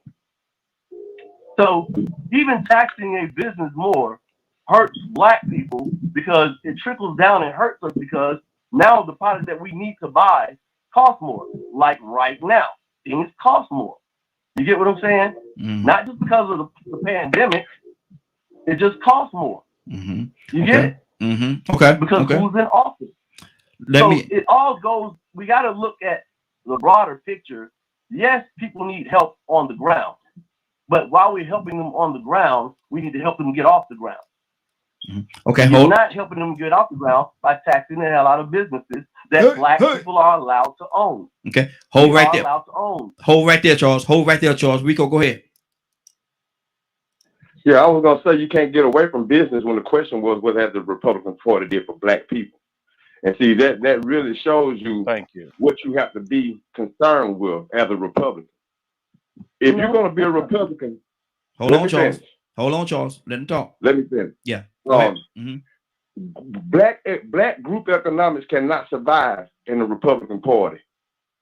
Now, in the past, it wouldn't have survived in the Democratic Party, but right now, black group economic, individually, yeah, you can. But any black sellout can be for self and go along and start saying, and I'm not calling you one, but I'm just saying that if a person chose to be selfish and self-centered, they could easily say, well, you know what, man, I'm all about my money and economics. Screw all this group economics and all this bias. But what about the loan practices? What about the extra interest rates on loans for black people? There's so many different things when you want to just start talking about business. You get away from the politics and still black people have to deal with certain things in business that white people don't. But you can ignore that if you're still looking at the bigger picture and be a Republican. But now the bigger picture to me is that you got people like the Koch brothers. One fortune, two brothers Republican, two brothers Democrat, playing both sides. They want us to believe that they on opposite sides. How you gonna be on opposite sides, but y'all both operate from the same fortune? Let's talk about Henry Ford in the Rockefeller family, supplying both sides of the world of the war, supplying Nazi Germany. See, these are the games that people play. Now, what we arguing back and forth on this platform is the basic programming that they want us to believe, but on the bigger picture, we got to look at the fact that there are people on both sides that do play the control game. Look at Jeff Bezos and Elon Musk, 2 billionaires, but we don't realize they're in competition. Somebody might decide to go and be a Democrat, and the other one might decide to be a Republican. If they ever get too competitive against each other, they already competing to get the space. So one of them suing the other one now, but they compadres. They're friendly, but one suing each other because they want the access from NASA. They want the contract. So now here it is. You still got 2 billionaires working on different sides of the spectrum, but they're in the same atmosphere. Now I said that about the politicians. Then we go to John Boehner, Mitch McConnell. We want to talk about what the Democrats got accomplished. Well, we ain't gonna forget that a lot of people were bold enough to say what has been going on in the past, but they just weren't bold enough to say it, and that is we're gonna dismantle everything that Obama accomplished. Well, wait a minute. What he did accomplish wasn't even what he meant to accomplish. You watered that down. And this is not the first time they did that. So when we start talking about what the Democrats have done, we go back and think about what the Republicans have kept them from doing. You get what I'm saying? You got to get bipartisan. I mean, you got people reaching across party lines to vote on stuff that should be naturally something good for the people, but they won't do it because they don't want to get away from the Republicans. They want that majority. And they will actually sabotage the other party so they can win the next election. When they win that next election, everything that the Democrats put in place for us has gone downhill. Now, what the Republicans did for black people? I don't know. Ask Reagan. Wow. Ask Nixon. Wow. Ask George H.W. Bush and Jr. What they have done for black people. Like I said, now, if I was all about my economics, because, there are a lot of conservative black people. But sometimes these conservative black people even get in a situation where they realize, I ain't like them, I'm black. They're letting me know. And they know the Tim Scott, the politicians and the rich people that play that game until they find out. What about the California governor? He playing the race card now. Republican. Exactly. Now all of a sudden he got issues the Democrats fight on behalf of, not Republicans, not the NRA, not the police unions, but Democrats. His wife went through some of the same black experience that we all have gone through. But he's been ignoring it for years because it was financially, I'm going to say, beneficial for him to stay on the Republican side and to fight on behalf of their agendas. Good deal. 508-924-3521. 508-924-3521. The phone lines are open. We definitely want to hear from each and every one of you. We got a lot of people, so let's start. Let's get ourselves back in the 3-minute realm so we can actually be able to move around. So everybody, keep your comments to right at 3 minutes if you can, or less, certainly or less. Leonard, what's on your heart, brother? Talk to me. I think and one of the comments we need to stop talking about as well, like say, my man Rico hit it dead on the head. When I asked you about black people and the situation with black people, that's what you address, not taxes. Because taxes has nothing to do with the reason why black people are in the situation that some are in, or the community is in. The historical context, first of all, is never addressed by the Republicans, who are trying to erase that as well. So Republicans have been in charge. Every time Republicans get in charge, what you always usually deal with, you deal with inflation. When the last time you had a balanced budget? Republicans don't balance budgets. They're not really conservative at all. Okay? Because one, they have no problem with wasting our resources on the people who have. Who was fighting against stipends and things to assist people through this epidemic as they lost their jobs, their homes, and all of these types of things? Who fought to keep the moratorium down on home foreclosures and evictions because they did not want to increase the homeless population? Who sat around and turned away money given by the federal government to help indigent people that needed mental health care and all other types of health benefits? Mm-hmm. Who? You fill in the blank, Mr. Republican. The You know, Democrats. these are issues. These are issues that, one, if you honest about them, you have to reckon with yourself. Who paying taxes or whatever, blah, blah, blah. I know how to get away from taxes. That's what businessmen do. We're not talking people trying to evade taxes because they make so much money. We're talking about people that you just want to turn away. Well, you teach them how to fish, and they're hungry right now. So regardless of how you feel, Right now. about 10 years down the road, they're going to starve by the time you get to them. So these are the things we have to look at. And there's probably talk about taxes. I don't mind paying taxes. I'm a big proponent of paying taxes because I want to make sure that I at least do my share and contribute. Amen. Good deal. Good Yeah, deal. I'm Good deal. not trying not to do my share. Mm-hmm. Okay. So one, everybody knows that taxes is based on profits, and who had more profits than anybody? Wealthy business people. Poor black people with businesses think they got it going on. But let me see your receipts. Did they add up to $500,000? Because they're gonna let you know what class you in. Did you have $500,000 worth of revenue this year? Mm. See, your tax bracket is based on your money, not your color of your skin. Come on.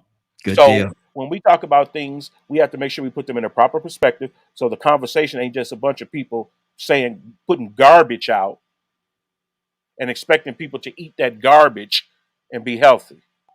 Good deal. Let me go to Tucson. Tucson, what's on your heart, brother? Talk to me. Anybody got some popcorn? Hey, Don, your phone's just a little bit low, brother. Sorry. Anybody need some popcorn? I need some popcorn. Lord. I'm enjoying this.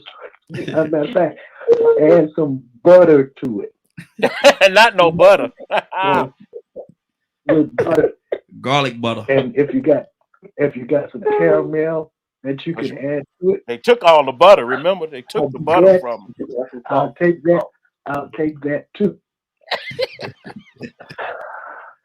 Because you know what we do? Mm-hmm. When things don't work out for us, we jump ship.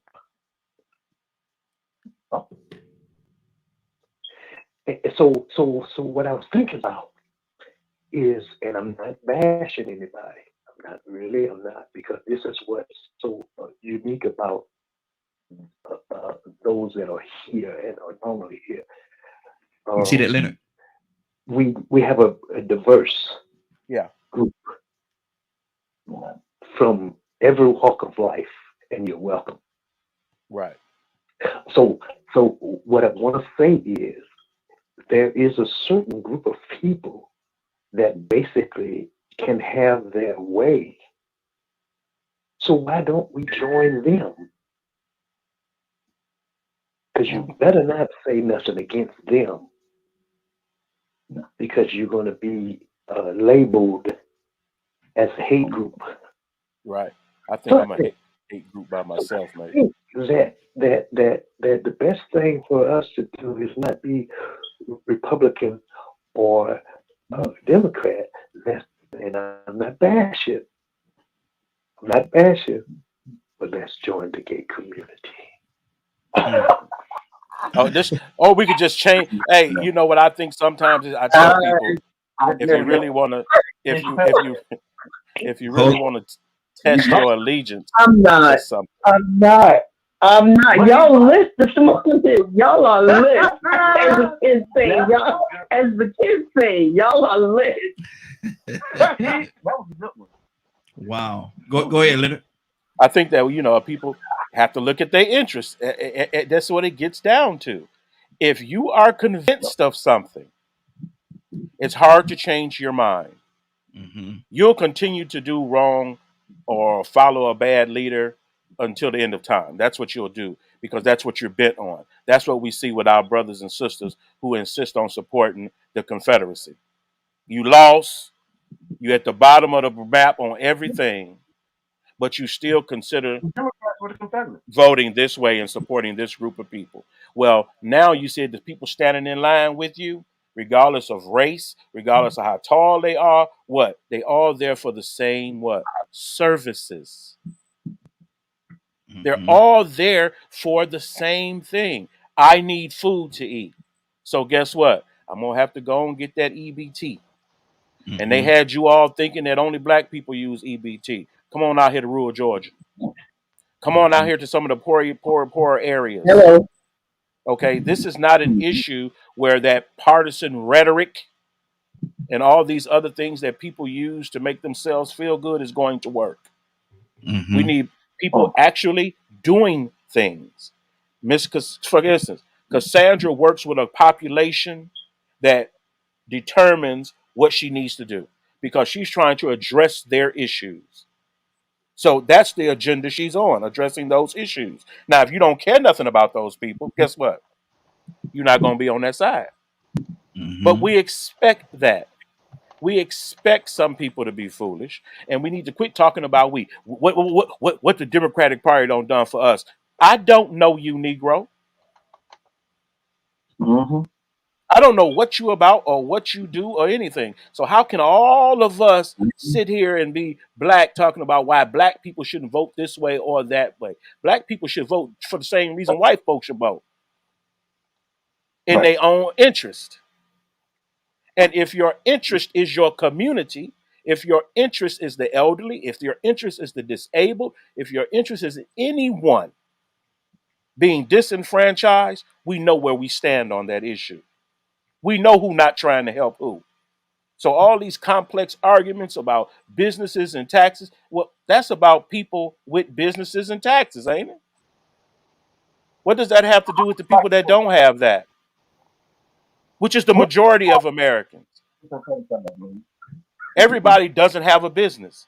Exactly. So you Good. can't talk about helping everybody if you're only talking about people that own businesses. Absolutely. Absolutely. Let me do. Let me keep moving. Let me keep this thing moving. Rico, what's on your heart, brother? Yeah, man. Yeah, I think Charles. We probably done skipped around Charles and a few more people a couple of times, but you know that's true what Leonard said, man. We have to look at the fact that we just can't go along one line or pick up the smallest thing and run with it to say that this is the way we're gonna vote. Mm-hmm. But I look at these issues with Republican and Democrat and know that there's a lot of brainwashing that went on. I sort of lost my thought a little bit. I had something that I wanted to mention. Mm-hmm. So you just go ahead and go to VP or Cassandra and then come back to me. Okay, good. Let me go to Badger. Badger, what's on your heart, brother? And I'm sitting here listening to everything, and it's crazy how I'm with Leonard way too. I swear Leonard speaks for me more than anything else. Most of them I don't have to say anything because we're usually right on the same page. I'm the reason I said what I said earlier is like I'm so fed up with the labels Mm-hmm. because it's their actions that says who they are, Okay. and it's are you for the businesses or are you for the people as a whole? It to me, and one of the biggest things that I ended up having a conversation with another person that does a talk show too is trauma. And most of what I'm hearing from a lot of people is this repetition of trauma. It's what they Mm-hmm. know, so therefore they're not going outside of their. Hold on. Okay. Cassandra, Okay. what's on your heart? And then Badger, you back?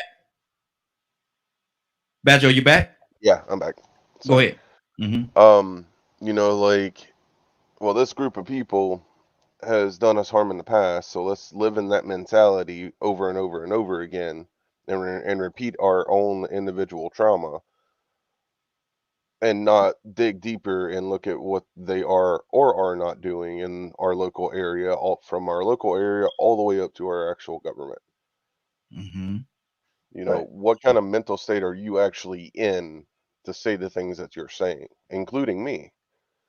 You know, Mm-hmm. I'm very biased when it comes to the government. Mm-hmm. And, you know, I'm half Native American.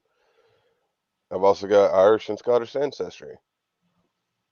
None of those have had really good relationships with the American government since the Irish has gotten here. We, you know, we're nothing but a bunch of red-headed drunk morons. And the natives, let's put them on reservations and treat them like Jewish people for how many years now? Just like what the Nazis did. Let's Mm-hmm. tattoo their bodies with, you know, numbers, and then over time, instead of tattooing them, you know, because that's wrong, let's make it where the only way to, you know, represent your heritage is to get this card that has the number that was put onto your ancestors in the first place. So you're Mm-hmm. carrying around a Yep. number that represents Yeah. something that literally is a type of slavery. Mm-hmm. Wow. Yep. Wow. Yep. So I'm biased when it comes to our government. I'm going to second Mm-hmm. guess every single thing that comes out of a politician's mouth because I know I can't believe what they say, but I can believe what they write on that piece of paper. Mm-hmm. That's good. That's good. Cassandra, talk to me, and Charles, coming to you next. Wow. Wow, Badger. I think you gave us some history that a lot of people needed to hear. Mm-hmm. And that's exactly, indigenous people are still treated like slaves in this country. And it's a shame. And I'm sorry. I'm going to repeat this, and I'm going to repeat it, and I'm going to repeat it again. Any party that is not at least trying to make changes that will help people. You can say from the bottom up. The Bible says that we will have the poor with us always. For those of us that are Christians, Mm-hmm. we'll always Mhm. have the poor. But do you have to put your foot on the poor because they're down there? No, we need to help them. I have not seen one, and I'm 62, and I've been voting since I was able to vote. I have not seen one Republican group president trying to help poor people. Please, if you have some, point them out to me because I'll go ahead and do my research on them. But I haven't seen that. And Mm-hmm. every time you get a Democrat in office, you know why people talk about Obama? And I'm talking about him because he's a black man, bottom line. Every time he tried to do something to benefit our communities, well, whatever, half white, every time he tried to do something for our communities when he was in office, the Republicans spent 8 years fighting him on every piece of legislation that came through. They was fighting him tooth and nail. You're not trying to better anything. You just want to fight against a man. You're not trying to better anything. Mm-hmm. Wow. That's the bottom line. You ain't trying to do nothing to better no dang body but yourself. Charles. Hey, when I said something about, I was talking about it. Hey, Charles, talk directly to your phone, brother. It's a little bit low. Talk directly to your phone for me. All right, hold on. Let me. My son trying to call me. Let me hold on 1 second. When we Any come back, better? when we come back, yeah, that's much better. Yeah. All right. So when I was talking about businesses, I was talking about a specific thing. So I understand what everybody's talking about, and that's understood. But as a black man in America, me, myself, that's been in the military, that's been in prison, that's been out, that's got my own business, got pretty good house, all this and that. I vote the same way. I myself help people out. You understand? I don't depend on the government to help people out because I don't want to give them the power. And I don't understand how blacks who know the history of the government, just like Badger was saying, the history of the government against certain people, want the government to have more power. You understand? Mm-hmm. I would think that blacks would want the government to have less power and want to be more independent from the government because, like Badger said, we know the history of our American government and how they treated blacks. Mm-hmm. But we seem to think as soon as we get a handout from somebody, it's them trying to help us out. When it's not. You understand? If you give me something in one hand and take away something in the other hand and tell me to depend on you, then I don't trust you. You get what I'm saying? Mm-hmm. You can't say one thing and then do another thing. Now, when you look at the Republican Party and both parties, and I've always said this, both parties have issues, but it's just I vote for the lesser of the evil. And I know the evil of the Democrat Party and how it even come about. I know how the Republican Party come about. And I know what's going on today in every president, as of even in Obama. You understand?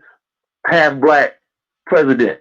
Didn't do anything. He had a chance to write executive. See, when people say the Republicans stopped him from doing things, but the Republicans didn't stop him from writing executive order after executive order after executive order, and none was for blacks.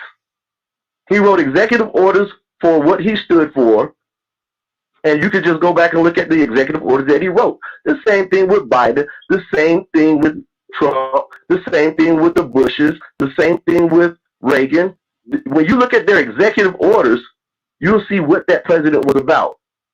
You understand? Because the executive order is something that neither the Senate or the House can stop.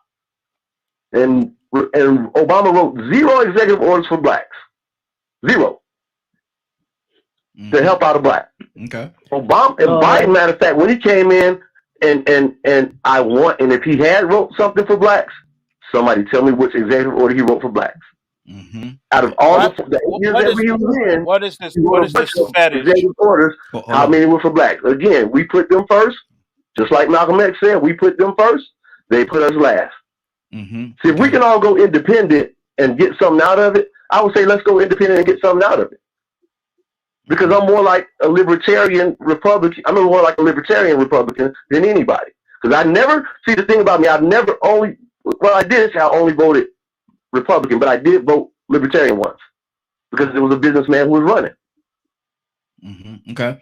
Good deal. Let's you go. Understand? So the thing about, go ahead, brother. Okay. I'm gonna go to Rico, then I'm gonna come back to you, Lynn. I see you got something on your heart there. Rico, what's on your heart, brother? His brother said something there. And it's funny because for decades, I have been saying I'm a conservative black man, but based on the conservative party, I do not fit their narrative. See, so I guess you could say I'm a conservative liberal, but you know, if you really listen to people talk long enough, you'll know pretty much where they stand as far as society and community goes. Like Leonard said earlier, when you got poor parents, that ain't the children's fault. So therefore, you might need social, I'm gonna say social programs to compensate and sort of, you know, help those children out that's coming from those have-not situations. But then when you hear the next person say, "Well, you know what? I want to make money like them and avoid paying taxes." Man, how greedy and selfish is that? Well, I mean, I mean, I'm not talking to the brother, but I hear other people say that. Trump, man, listen. If you believe in the American dream cannot exist without America. And once you accomplish that American dream of being this billion, now do your part. You rich. You get what I'm saying? Without America, you can't be who you're supposed to be. But you get in America and you achieve the American dream, and all of a sudden you want to find a way to cheat the same country. I want more. I want more. I don't want to get my part. Yeah. I'm already paying less taxes than everybody, but it really bothered me to write $1 million check, even though I'm worth $500 million. I play with $1 million. I spend $1 million to fly to the edge of space. I just want to have fun and do what I want to do with my money, and I don't want to do my part to make sure this country remains great, or to put my part into the military to fight on my behalf when I want to go take other countries' resources and minerals. I want to keep all my money. So, I mean, you know, when you really look at the Republican Party and when they won't play the bipartisan game, when they take this lobby money and they fight for legislation, they easily sign legislation to bail out banks. They give them enough money to buy everybody in the country a $200,000 house to just a few people. They got enough money to pay tax, but they don't want to go into their coffers. They want to make sure they keep what they got put up safe. They worried about the future. And in the future, I want to make sure that I keep most of that money too. I don't care about the future of America. I only care about the future of what I got going on. How selfish can that be? Exactly. So, you know, when you hear people say that they even want to find a way legally to keep from paying taxes, but then you got people on the bottom end making $10,000, $15,000, $20,000 away, getting their mouth tore out. People have to fight on behalf of those people, like Leonard said earlier, man. There are children in households of people like that. They need to have hope. They need to have access. They need to have opportunity. You know, that there should be no reason for people in the United States to have parents that's trying, but they can't get so far, but only so far because they didn't accomplish everything else that everybody else got. The government has to look out and protect people, represent people. That's the whole purpose of being a politician. That's the whole purpose of Republicans and Democrats, is to represent the citizens and to take care of those that can't fight for themselves. So, you know, yeah, we don't need to depend on government so much. But if you don't play the game, then you ain't going to be able to survive in the system. You're going to be a rebel. 508-924-3521. 508-924-3521. Again, the phone number is 508-924-3521. I was looking at a show over the weekend, and it said that, and the base of our discussion conversation right now is, it was said that the Democratic Party is the very party that want to keep everybody poor. And that's what we're talking about now. Our topic for the day was a little different. We're not going to make it to the topic, but at the same time, I think this is good. I think this is good. Let me go to Leonard, and then after Leonard, Cassandra, I'm coming to you. Curtis, be on standby, brother. I like Clark, brother Henry Clark, John Clark, right? And one of the things he says about debate, and that he really don't debate with people for the very simple fact that most people ain't bringing no facts to the table. Blatant lie. Executive orders. The reason why some people choose to do executive orders is for the very simple fact it's easier to get them done. However, every executive order has to stand up to judicial review.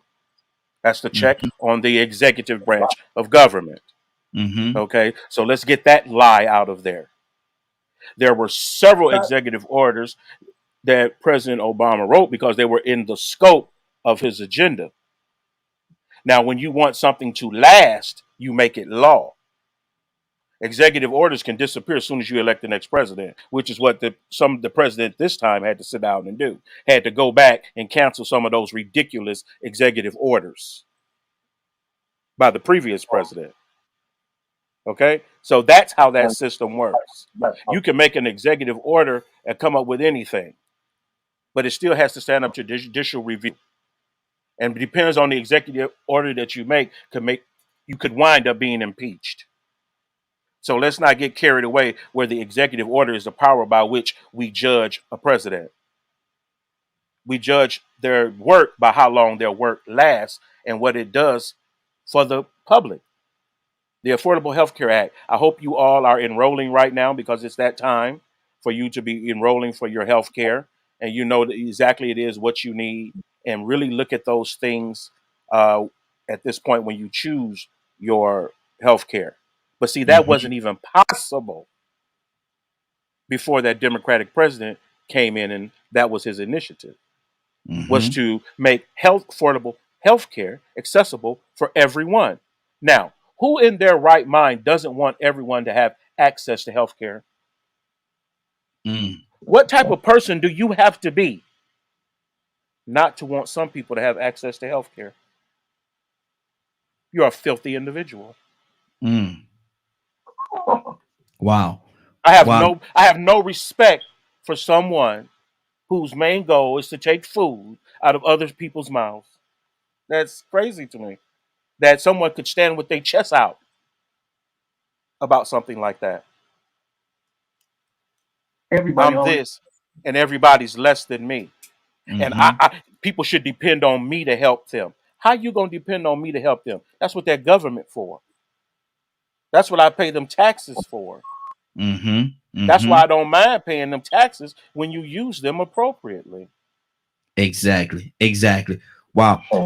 We got a lot going on this morning. We got a couple of callers on the phone line. So callers, we're gonna come to you. I got a few people I said I'm gonna call up next. So callers, hold fast. We're gonna come to you. We're definitely gonna come to you as well. But right now, let's go to Cassandra. Cassandra, what's on your heart, sis? Cassandra? Yeah, I'm here. I'm here. Leonard, okay, once again now, I'm telling y'all, you got me Let's over just go here. on over to the corner. Let's I'm just go telling to the you, corner. it's crazy. It's crazy, man. I'm telling you, it's so crazy this morning because I'm one of those people that benefited from Obama. We can call it Obamacare, the health care plan that was put in place. I'm one of those people. There is no way that I would survive if I did not have, with my condition, needing to see neurologists, needing to see orthopedic doctors. There is no way I could have been able to do that without a plan being in place. The Republicans, okay. Woosah. Okay, woosah. I did not curse. Woosah.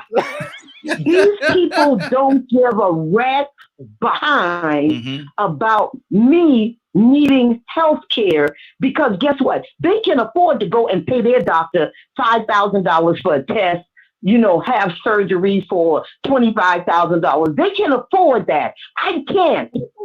I can't. And there has never been a program in place under the Republican Party that would help somebody like me survive and continue to live on this earth. Just tell me one. Give me some that they did, that the Republican Party came up with to help poorer people. Wow. Poorer people. Help me. Show me. Curtis, I can't. I don't know it. I don't know if we're gonna go back to. We're gonna make our way back to Charles in just a few minutes. Gonna touch Curtis, and we got two other callers. Then Charles, we're coming to you. So, Kurt, what's on your heart, brother? Kurt, are you there? Make sure he's online. Kurt going once. Kurt going twice. Kurt, are you there? All right, we got a couple of callers on the line. I think we got my brother Pete. Pete, good morning. How you doing this morning? How you doing this morning, DKM Radio Morning Glow, listening audience, and illustrious panel? Absolutely doing well, but your phone is a little low. Are you talking directly into your phone? Yes, sir. Okay, good deal. I saw a show this weekend, Pete, and the topic of discussion that they were saying, and I want to hear your heart on this, is that the Democratic Party is the very party that want to keep people poor. What do you say to that? I wouldn't put that solely on the Democratic Party. I'm not a sole supporter of the Democratic Party personally, or the Republican Party for that matter. America has a predatory governing mentality. Rather than investing in its citizenry, they like to prey on their citizenry. And that seems to be a lot of the problem. We have a stealing culture. That's another problem. So rather than investing in our people, encouraging them to maximize their abilities and to be productive, personally responsible, we make money off of people's detriment, off of their lacking, off of their problems, their issues. So the mindset of governing seems to be off, and it doesn't seem to be in line with the mission statement, the purpose, and objective of the country's motto: "We the people, of, for, and by the people." A people government, a government ran by, of, and for the masses of the everyday ones. Okay, good deal. Got another caller. I think it's Bishop. Bishop, are you with us this morning? Yeah, I'm right here, my brother. Talk to me, Bishop. What do you say about that comment that we're having right now about the Democratic Party being the very party that want to keep everybody poor? What do you say to that? Man, that's ridiculous, man. That man, I was listening to Leonard Leonard was wide open and he was expressing some things, man, and I was just enjoying everything that he was saying. And the crazy thing about it, if the Democratic Party that we have stood behind don't have a desire to work for the people or help the people, then, you know, that's a terrible thing. That is a terrible thing. And I mean, really, I don't even know what to say at this point as it relates to that question or the comment, man, because we're elected to represent the needs of the people, not our own selfish wants and or desires. You know, it is crazy. Because when we establish this government, we're supposed to be listening to the voice of the people. But they get there, and it's the guy that they're elected to represent the individual, so they don't have a question. They don't send anything out to the community other than send us some money. We need to strengthen our party. Then I say, hey, how do you feel about this? I'm your commissioner, I'm your congressman, I'm your senator. What do you think about this? What would you like for me to do? Instead, they sit behind, sitting in the gold dome of the Capitol, and then they turn around and they decide what you gonna get. How you gonna have it? They're not representing the people; they're representing themselves. Wow. 508-924-3521. 508-924-3521. Phone lines are open. Badger, talk to me, brother. What's on your heart?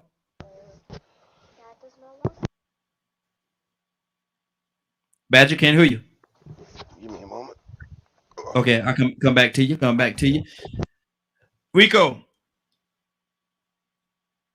Oh, I thought you were going back to Charles, man.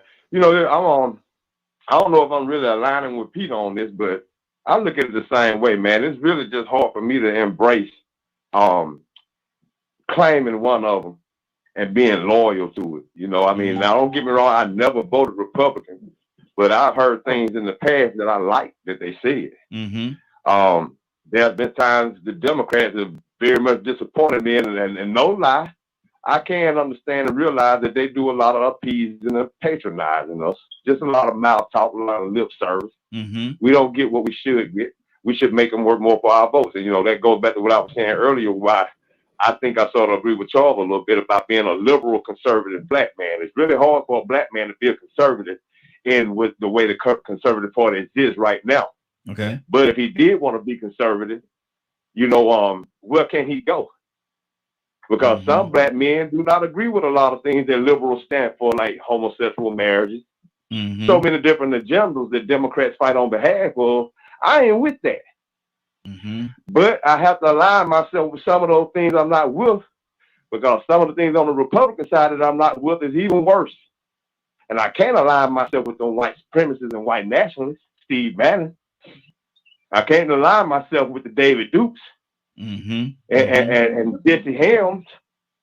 I can't align myself with them and then say we see eye to eye, when I know that they're not for us and they're not for social programs.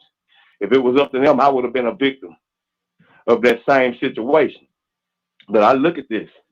I said earlier about the bird, one bird with two different feathers. Yes. We, everybody on this panel, people of color, we minorities, getting emotional and fighting back and forth and debating about a system built for white rich men like odds.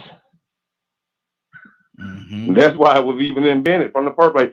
The government we're living under, it didn't originate on our behalf to fight on for our agenda, our benefit. It was the benefit of white people on white rich men on this side and white rich men on that side. And some of them wanted more control. The ones in the South started getting more control because of trade and free, all these extra profits in cotton. And then somebody else said, well, you know what? They making too much money down now. And all the reason they're doing it because they're getting this free labor. Let's be against them. So there you go. Two different parties fighting. And here it is, we, black men and women, people of color, debating their system. So, you know, when you really think about it, that third party probably should be the color party, not just black, Chinese, Japanese, Latino. But then I don't know. I can't even say that because me deep down inside, I feel like when you start talking about black issues, we get watered down anyway. Everybody gets their issues addressed. I mean, even the LGBTQ has surpassed us on getting legislation and stuff done. But you know, I look at that, and I think we really have to look at this situation that we're in. Look at the history of it. Then once you look at the history, I'll say understand the reason. Yeah, we're fighting about Republicans and Democrats. We debating this. Mm-hmm. But when you look at the bigger picture, it's sort of funny to me that we even arguing this situation. That's almost like two separate sides of the Klan. Yeah, yeah, exactly. Going against each other, then all of a sudden we sticking our nose in it. Mm-hmm. But this is the system that we live under, this government. So that third party might be the key. I've always been an advocate and supporter of starting another party, and I think that's something that we really need to discuss. Mm-hmm. Good deal. Good deal. Raheem. Yes. I'm sorry, man. I had hit my mute button. Oh, I okay. hit the wrong button. Okay, go ahead, brother. What's on your heart? Talk to me. Can I Yes, please sir. chime in here? Absolutely. Okay, listen. This country, I went through a whole gamut just now, man. I almost lost my reality. Listen, this country is not built, nor is it designed for one party, one issue voting, right? Mm-hmm. And let me break this thing down, Raheem. The Republican Party has set its platform, the new Republican Party, not the Republican Party that my brother Charles is talking about, because that is the Republican Party of abolitionists. That's the Republican Party he's talking about. And to my brother Rico, it's okay, Rico, to be a conservative Democrat. There's nothing wrong with that. That is what I am. You understand? Mm-hmm. So please understand that the Republican Party of today, let me give the game real quick, Raheem. The Republican Party of today is a one-issue voting party. Every time they come up with one issue. They have three main issues that they vote on. I'll break it down like this: sex, crime, and money. Those are the three issues that they stand on every single time it's an election: sex, crime, and money. If you don't believe what I'm saying, the immigration thing is always connected to crime. The Clintons are always connected to sex. And the talking point of they're going to take your jobs is connected to money. Those are the three issues they vote on.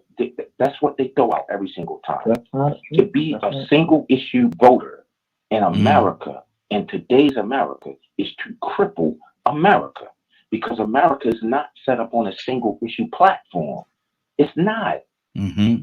You got Indians, you got blacks, you got whites, you got Chinese, you got Hindus, you got Muslims, you got a multitude of situations and circumstances, right?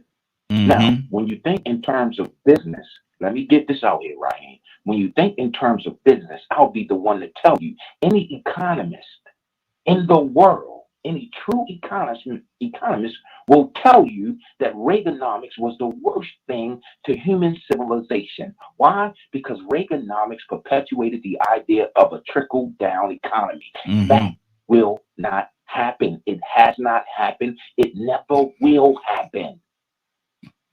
If trickle-down economics was true, then you would not have the working poor. You got people who going around here, they get up every morning, they go to work, they make $32,000 a year. Well, tell me, why is it that they pay almost $12,000 in insurance and car insurance? Tell me, why is it that they pay almost $20,000 in rent and they don't even have a house? Wow. Tell me, why is it that they paying all of this money? Tell me, why is it that they being taxed? When you look at your overall tax rate, all of us pay 50% in taxes. All of us, when you tally everything that you buy, you pay a tax. Then you're taxed before you even get your money. So don't hand me that foolishness about Democrats going to raise taxes and this, that, and the third, especially when it comes down to the wealthy. Explain to me why it is a man who makes $36 billion a year can pay at a tax rate like he makes 36,000, like he's a member of the working poor. Exactly. Exactly. Come on, America, get yourselves together, get right. Mm-hmm. Get right. God did not design this country. He did not set up his human existence for people to just exist in their own and do their own thing and to worry about themselves. We have a responsibility. Good deal. Good deal. Lastly, I'll say this, Raheem. Let me say this. Lastly, we're talking about a party that every single time they need to trim some money, take some money, steal some money, get some money, however you want to put it, slice it, flip it, rub it down. They always cut the old folks and the children. Pay attention, America. Good deal. Let me do this. We got 12 minutes left, so everybody stay within that 3 minutes if you can. I want to touch as many people as we can, so everybody stay within that 3 minute window. Charles, what's on your mind? Hey, stop me at 3 minutes, brother. One thing the brother said about what the Republican Party talk about, one big thing, and can you hear me good, man? Yes, yes, we hear you. They talk about the Second Amendment. So that's not just the three things he talked about. It's also the Second Amendment. But when you talk about the Democrat Party, they're pretty much the same thing, opposite of that. When you look at taxation and things like that, or somebody not paying a certain amount of taxes, we're talking about income tax. When you look at taxation without representation type thing, and the government spending your money, I want to keep my money because if I keep my money, I can help more people. You know, I don't trust the government to help people. I can help more people if I keep my money. And that's how those things are done. I've never voted for a Democrat because I understand that out of all the best interests that I've understand and studied, nothing has came out to help blacks. And we are still in the same situation. Now, individually, if I can be helped individually, if we think of each other as individuals and we raise up individually, we can help more people ourselves. And I do understand it's about the government, but we pay taxes to do these things, to pay for the streets, to pay for the schools and those things like that. But they're not doing those things. The new Republican Party, the old Republican Party, the new Democrat Party, the old Democrat Party, if it's a system that's built to keep us down, beat the system, teach others how to beat the system, and you too raise up, as they always say, each one teach one. But I never voted for a Democrat because I see that they've never done things for blacks. We give them our all, and they give us nothing. We put them first, and they still put us last. Just like right now, Joe Biden has done everything for everybody and nothing for blacks. But he promised a lot. But no one can prove that he's done anything, and we're already a year into it, and no, the Senate or anyone has stopped anything. And as for executive orders, he still hasn't wrote one for us, and he hasn't been blocked. And they do, and he is correct. The executive orders do have to go through a phase, but still nothing was wrote, and nothing has been wrote. Okay, good deal. Let's keep this thing going. Raheem. Yes, sir. Yeah, can we because I can't. It's hard to go forward when it's just blatant untrue. Yeah. Executive order, I believe 13985. Probably one of the biggest ones he wrote. Biden, advancing racial equity and support for underserved communities through the federal government. But that has nothing to do with black. Okay. That's why we can't have this conversation. Not just for black. Yeah. Because what that has everything to do with black people. That has everything to do with black people. One at a time. Hold on. Charles, hold on for a second. Go ahead, Cassandra.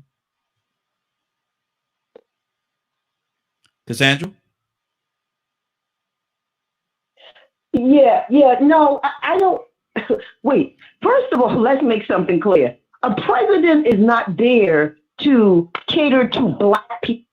A president is there to serve the best interest of the entire country. So let's say that. So I'm not looking for any president to come in and just cater to black people. That's stupid. That's not his job. He is to serve the people of the in the best interest of the people of the United States of America. And how is it? My nephew was killed by the police in January, right? That was an injustice. We have the equality going on when it comes to voting. That, to me, is an injustice and inequality. So you got Republicans fighting against the law, the legal right for Black people. As far as I'm concerned, you trying to put us in slavery. He's been outside and everything. So you trying to stop us with the law, with the legal right to vote, but with all of these roadblocks. I'm just saying. So how is it that when he says this law for the equality, for people to vote, to have rights to different things, how is that not in the best interest of Black people? Tell me one doggone thing that what's his name, Cheeto Man did that benefited Black people. If we want to just take it like that, what did Cheeto Man do to benefit Black people? Wow. Other than divide us by race, dividing Blacks and whites. That's what he did. That was his main agenda, to start a race war, basically, because that's what it looked like he was trying to do. Wow. I mean, let's be realistic. Right. He didn't do crap for Black people. This is hold on, Charles, hold on for a second. I got a whole lot of people. I'm gonna try to bring as many people. More money under what Black people made more money under Reagan? Under Cheeto Man, you. Hold on. Because the Black people I know in the community, brother. Let me just say this: the community's brother, the communities that I serve, nothing helped that man did. Nothing. All it did was set back. The community that I work with, which is homeless, veterans, domestic violence, those people benefit by nothing because he cut programs that would have benefited people in those sectors, the seniors. Those are people that I work. Why you work with, Black? Tell me who you work with that benefited from him being in office. Cassandra, hold on, Cassandra. Hold on, both of y'all hold on. Done. Both of y'all hold on for a second. Both of y'all hold on. Let me pull some more people because the train is getting off the track just a tad bit. The train is getting off the track. Let's put it back on the track. I got something to say on that. Okay. As a matter of fact, go ahead, Badger, and then because I had you up on the total. To start off, MLK, what president did he work with? Johnson. Kennedy, Johnson. Guess what they were? Democrats. Joseph R. Biden, executive orders. White House initiative on advancing educational equality. Alex. Excellent. Thank you. And economic opportunity for Black Americans through historically Black colleges and universities. 4050 for Native Americans. Thank you, Badger. There's another one for Black Americans and Black colleges and universities. There's another one for equal rights in the actual government, the White House, the Senate, and things like that. Minimum wage for federal contractors, worker organization and empowerment. Working on the Supreme Court, Presidential Commission on the Supreme Court for the United States. Termination of emergency with respect to International Criminal Court. Just look up. Yeah, you can get on Google and type in executive orders from Biden and see it for yourself instead of believing what the hell is put on the news. Excuse my language. Okay. But this is one of my most nitpicky things is I hear these people say all this junk and they haven't went through the actual resources on our actual federal website that shows every single thing our politicians are doing that we have free access to. Yes. If you don't have internet at your house or on your telephone, go to the library. Guess what? It's free to get on the computer at the library. And guess what? A Democratic president was trying to make sure that rural areas and schools and everyone had access to broadband communication services. Wow. Okay, let's keep this thing going. I got a few people on my team. We might got to go a little bit over today, y'all, because we only got 3 minutes, and so I know a lot of people got a lot of things to say. VP hadn't came to you. Well, you just came back to us, brother. Good to have you back. What's on your heart? Hey, I had jumped off because me and my wife were having the same kind of conversation, but more into the, ministry portion. But you got to listen to everybody. And then I was saying to her, I was chuckling. I remember just being so angry at my friends a few years back, just trying to figure out what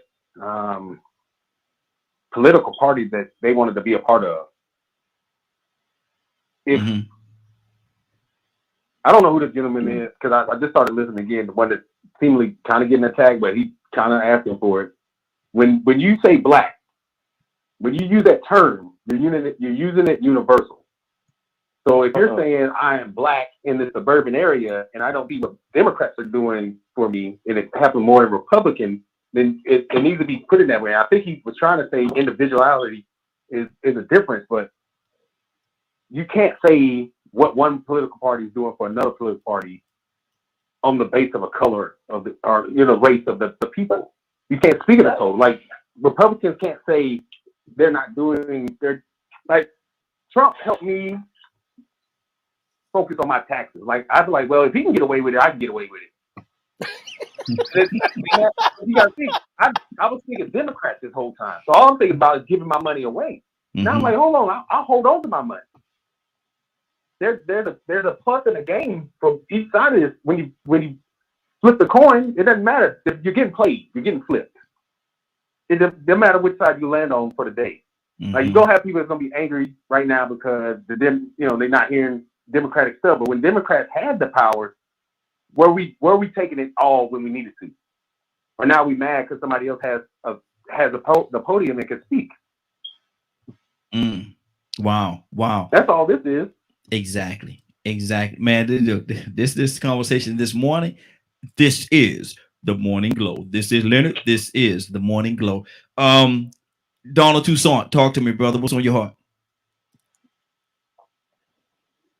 I knew he was gonna start off laughing. I knew it. Leonard. I already knew it. I thought about the song. Don't worry. Be happy. Lord have mercy. Lord, can you see? The trick of the trade is how can I beat the system? And most of the time, if you are how can we identify ourselves? A brown or black or whatever toned skinned person, if you try to beat the system like the norm of the Caucasian community, they're gonna put you in jail. You keep on, because it's not designed for you. If they wanted to help the quote black community and the Native Americans or something like that, reformation. Give me what's due, not what you want to hand out to me. I don't need a handout. Period. Right. When you really think about it, you owe a country. Wow. Get out of half of America and we'll be satisfied. Wow. So I don't know how you want to argue the point, but it's not a me, my, and I. You're going to lose every time. And maybe you and just your family are going to work out. But if you say, well, give me enough to help, I can help and not the country help, you're not going to help many people. It's just going to be a limited amount. I'm just saying.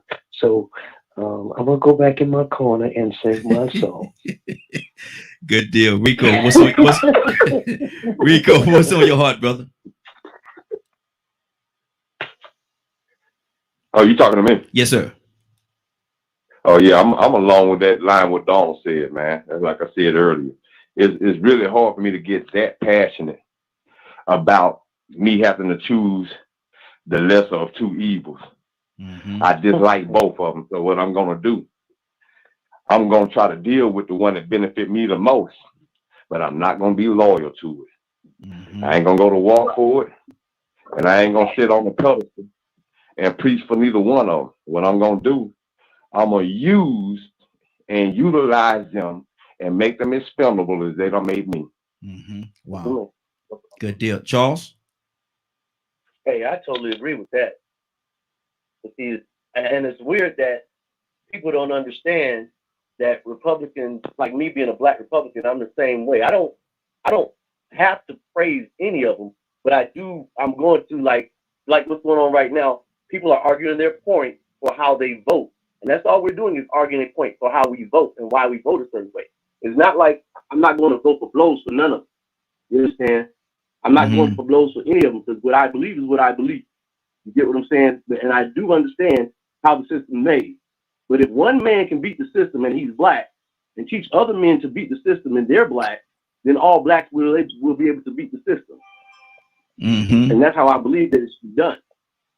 If I make more money under a system, I can teach another man how to make more money under a system, and we all can make more money. Okay. And then we can help our own people if that's what needs to be done, instead of depending on a government that enslaved us one time to help out our people. I don't get it why people do that. Why do we trust the government? I don't understand. That's good. Bishop, what's on your heart, Bishop? Let him cut it out. Man, let me tell you, I heard some stuff in my days before. And some of the stuff I just heard is just, I'm just going to be real. It's some doggone tomfoolery. And that's just me. That's why people don't really like me too much. When I speak, I'm going to speak the truth. I'm not with you, Bishop. Bishop! Man, I see a man I love you, Bishop. Stupid and wrong, and I'm going to grab hold to what he's doing, which is stupid and wrong. Donald said it best. Brother, if you grew up in the time in which I grew up during the civil rights movement, and you saw what them folks did to us and what we experienced, you may be that 1% that may get by. But don't you ever forget that the color of your skin is black, brother.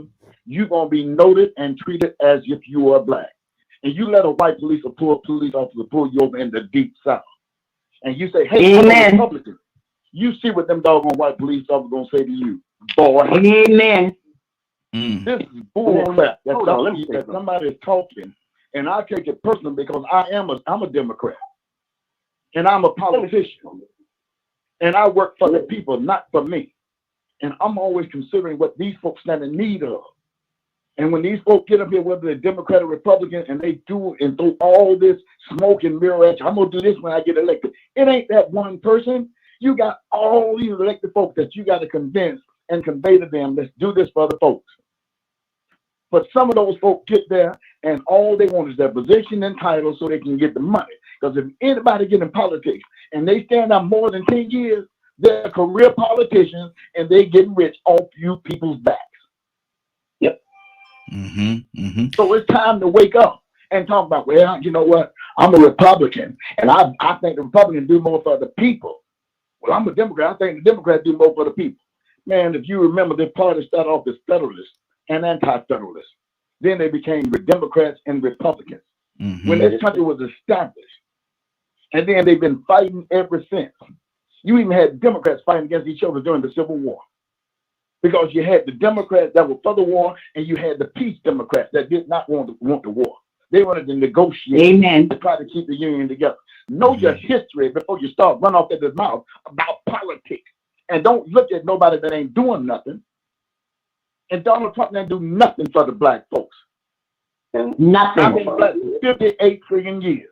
And he ain't did a doggone thing for me. I was a police officer, and he took away sensitivity training, talking about it's racist. And the next thing you know, more black folks getting killed because he took sensitivity training away. Brother, know that talking about this shit. Know what you're talking about. Let me go back. I hate when people sound real dumb and stupid. I really hate it. And it infuriates me because I've seen a whole lot. And if I hurt your feelings, it needs to be hurt today.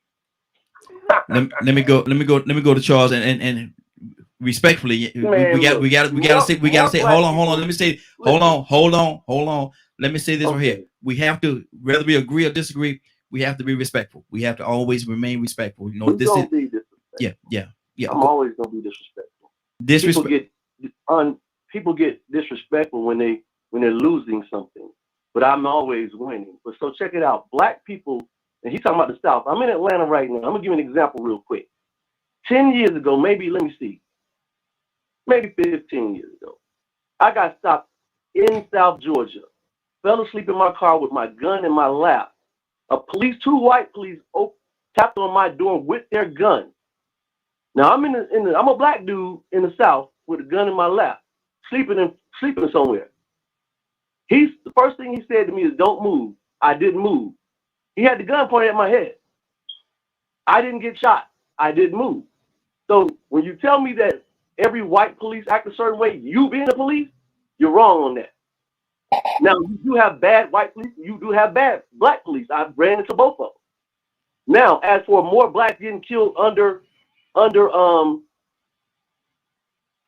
Trump, go look at the numbers and then come back and tell me, because when people who don't know what they're talking about start saying certain things and they don't know the numbers, but they just go by what they see on TV, then you understand that no, more blacks did not get killed at that time. Even when you go by percentages or anything, more blacks did not get killed at that time. No sensitivity training. They didn't need sensitivity training. They need to retrain the people out here, for one thing, to act when cops come around. That's one thing they need to happen. Is that the definition of sensitivity training? When kids started acting, hold on, let him talk. Is when the fathers start being taken out of the home. That's when kids started acting worse. Most disrespectful kids come around when the fathers weren't in the home. This is a fact. Go look up the numbers. From the 70s until now, when black fathers were in the home and black fathers are not in the home, they act different. They do. I see it when my son, I got a 30-year-old son and I got a 14-year-old son. I see the difference between the kids then and now. The ones who had the fathers and the ones who don't have the fathers. So it really, and it really has nothing to do with what you're talking about. Mm-hmm. It has nothing to do with your skin. Okay. Raheem. Yes, ma'am. The color of your skin shouldn't be holding you back. Raheem. Yes, ma'am. Raheem. You don't believe it either. Okay, Cassandra. I don't mean no disrespect to this brother, but where do you live? What country are you living in? I'm in Atlanta. Because black people. Hold on. One at a time. No, you can't be. You can't be in the United States of America. Rico, come to you next. Listen. Hold on, one at a time. Listen, let me just talk about my nephew that was killed by the two white police officers that was schizophrenic, that first of all had no right to even be in jail because he was in a psychotic crisis, and they murdered him on camera in front of us. We get to watch it anytime you Google him, Jamal Sutherland. He died because he was black. It had nothing to do with no disobedience because he had not done anything wrong. Mm-hmm. And many, Ahmaud Arbery, Hold on, Charles. I have sat and talked Charles, to Ahmaud Arbery's mom. Listen, I talked to Ahmaud Arbery's mom.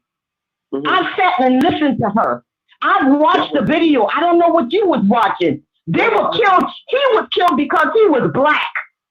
So for you to say people aren't killed because they're black? Hey, hold on, Cassandra. Hold on, Cassandra. Charles, hold on, Charles. We can't talk over each other. Charles, hold on, Charles. We cannot talk over each other. When one person is talking, yield the floor to them, and if you want to say something after that, I'll come back. But my audience got to be able to hear what we're saying. Go ahead, Cassandra.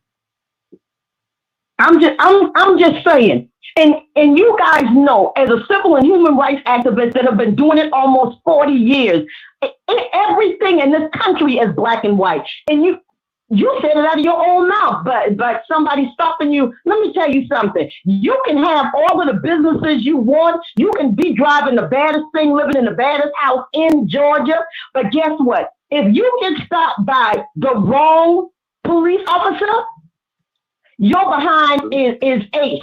It's a wrap. I don't care how much money you got in your pocket, and you can tell them you Republican too. Throw that in there. See how that works for you. See how that works for you. Good deal. So all I'm saying is, let's not pretend like race is not an issue. Legal when it comes to laws, when it comes to laws being passed that protect us, they're slow to move. When it comes to laws that protect, like I work with the federal prison system, right? 10 years. I've worked in prisons around Georgia for almost 30 years. And the sentences that black men get compared to the sentences that white boys that do the same thing will blow your mind. Have you looked at it lately? You say you were in the prison system. Have you looked at it lately? Have you seen the disparity between the sentences that they get? That's all I'm asking. Okay. Let me do this. Hold on. Let me go. I told Rico I was going to come there. I'm coming back to you, Charles. Hold on. We just left you. I got to pull some more people in. Don't go nowhere. Stay right there. Rico, what's on your heart, brother? I'm not going to completely dismiss what he said. But the thing, I mean, because don't get me wrong, every white cop ain't bad. He said something true. That was a good situation he was in, where those cops just so happened he came across the right cops that wasn't excited and didn't have an attitude. I mean, that is obvious that every white cop isn't going to do that. Every black cop isn't going to be, you know what I'm saying, the person that you think he should be as a black person. You're going to have someone that's going to have that aggressive mindset, that gung-ho mindset, and they've been brainwashed. They might actually treat other black people like that more than white people because they've been brainwashed to think of us as subliminally the bad guys, especially when you got people doing target practicing all the pictures or photos of black people. You know, that can happen. But I got to come to Charles' defense. What he was saying was that more black people got killed by cops under Obama than they did by Trump. But even with him making that point, that does not make his point, because that doesn't mean to say that these white cops that had a problem with Obama wasn't taking a chance or taking the opportunity to get their justice because they were mad. See, maybe they were so mad under Obama that they chose to show out. Maybe they were fed up. You heard so many cops talking about how they wish they could get the ARs and come down and shoot the protesters during Black Lives Matter. You know what I mean? So you have that mindset. Now you take a certain amount of people that were angry that this black man has occupied that traditionally white male seat. And that's what they have grown up on, is feeling like they are entitled and privileged, and we'll never see that in our lifetime. Oh man, every opportunity they get to give a black man a ticket, they're gonna do it. Every time they pull somebody over, they're gonna search them. If you don't know your rights, can I search you, sir? Can I let's just hope we can find something. Let's fish around and see if we can lock up as many black people as we can and use whatever excuse we can. Because I want to get my revenge on the fact that they elected this black president. So you know, we can't go around using these type of points to make our point of Trump being a better president or Obama being a better president or your economics helping you. You know, I'm glad that they said that about you being rich and being pulled over in the wrong neighborhood. Because I think since I've been coming on here, I've made that same point so many times. Get pulled over in the wrong neighborhood in your Lamborghini or your Bentley. And then you got some white cop that's mad because you one of them black people that's just doing a little bit too well. And they should be doing just as good as you. Not because you didn't earn it, just because they good white men. And they got the power and authority. Yeah, you seen all these NBA players. We got some background noise coming from somebody's line. We got some feedback coming from somebody's line. Everybody, mute your line if you can, because so we don't want to have that feedback. We want to make sure everybody can hear. Go ahead, Rico. Sorry about that, brother.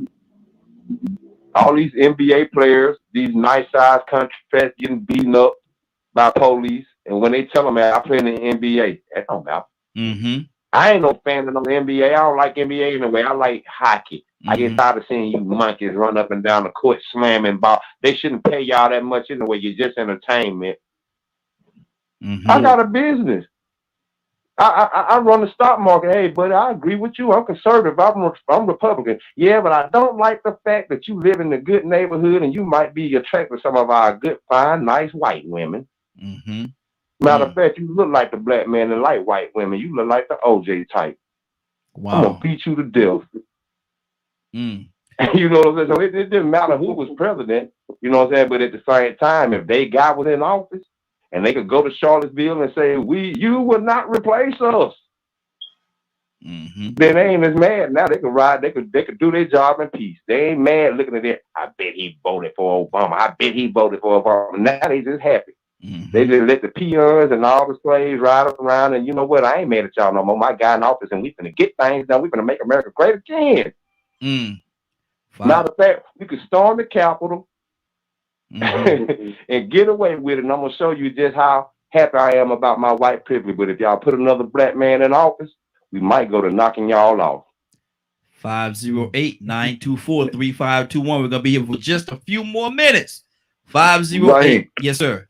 Let me say something. Mm-hmm. Yeah, this is Bishop, just in case everybody don't know the voice. Now, I listen to Rico and listen to the young man that was talking. I'm a very passionate guy when it comes down, and I just keep things 100%. If you don't know me, you'll learn me. And I've never said all whites. Mm-hmm. My grandmother was a white woman. I'm a black man. And my white grandmother told me, baby, don't trust white folks. I'm like, no, granny, you white. How you going to tell me that? Mm-hmm. Because she saw what the white folks did to blacks. I was born in Mississippi. This boy told me he's in Georgia in some southern town. Bro, go down to Mississippi. When you go to Mississippi, then you come back and give me a call. I don't even go to Mississippi. Last time I went to Mississippi, 2006, when my grandmother was in the hospital. Last time, I don't even go back down there now. So when I began to talk about the things that blacks experience and what we're dealing with and what we're facing today is the reality of what is. I don't live in a fictional world. I was a police officer. I was riding through Clarkston, driving my car with the tinted windows. I got pulled over. I got stereotyped. I get pulled over. And off that, I pulled you over because, you didn't have your seatbelt on. I said, that's a lie because my window's tinted.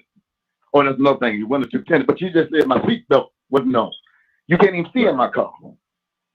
So then I pulled out my ID and put out my badge. Oh, you're an officer. Yeah, you stereotyped me because you assumed I was a black boy selling drugs, and you thought you were gonna smell weed coming out of my car. Mm-hmm. So when I talk, I'm talking not from hearsay. I'm talking from first experience. This is all I live. I live life. So when I try to impart knowledge, I'm imparting the knowledge that I have by the things that I've experienced. So you can sit back and say, okay, I read this and I read that. I don't just sit back and read. I live it. That's all it is. I've lived this stuff. And since I know exactly what's going on in the political realm, in the law enforcement area, brother, I can sit back and tell you a whole lot of stuff. I didn't make my millions of dollars under doggone, what's this dude, Trump. I made my money under other president administration because I'm a businessman. I have a degree in business management. I was making money for the Fortune 500 company. I said, hey, let me make my money. Now, I ain't telling y'all I'm rich because I don't want nobody trying to jack me, but I'm just saying I made my money. Donald Trump is man. I made my money before Donald Trump was president. Mm-hmm. And good. I'm still making money, and I'm retired. Mm-hmm. So I know how to do. I know business. Good deal. At the end of the day, brother, this is a good show. Thank you, Raheem. I called in. My boy Leonard, that is my EF husband. I don't care what nobody say. Leonard. And if you ever want to challenge Leonard, you better bring your breakfast, lunch, and dinner because that man got his stuff together. Leonard, I love you, brother. Look here, you mean bring your spam sandwich? Bring your spam sandwich with you. Badger, what's on your heart, man? Badger, what's on your heart, brother? I'm just sitting here thinking. I'm just Badger. It's. Did someone say my name? Yeah, go ahead. Uh-huh. Oh, I thought someone else was calling it.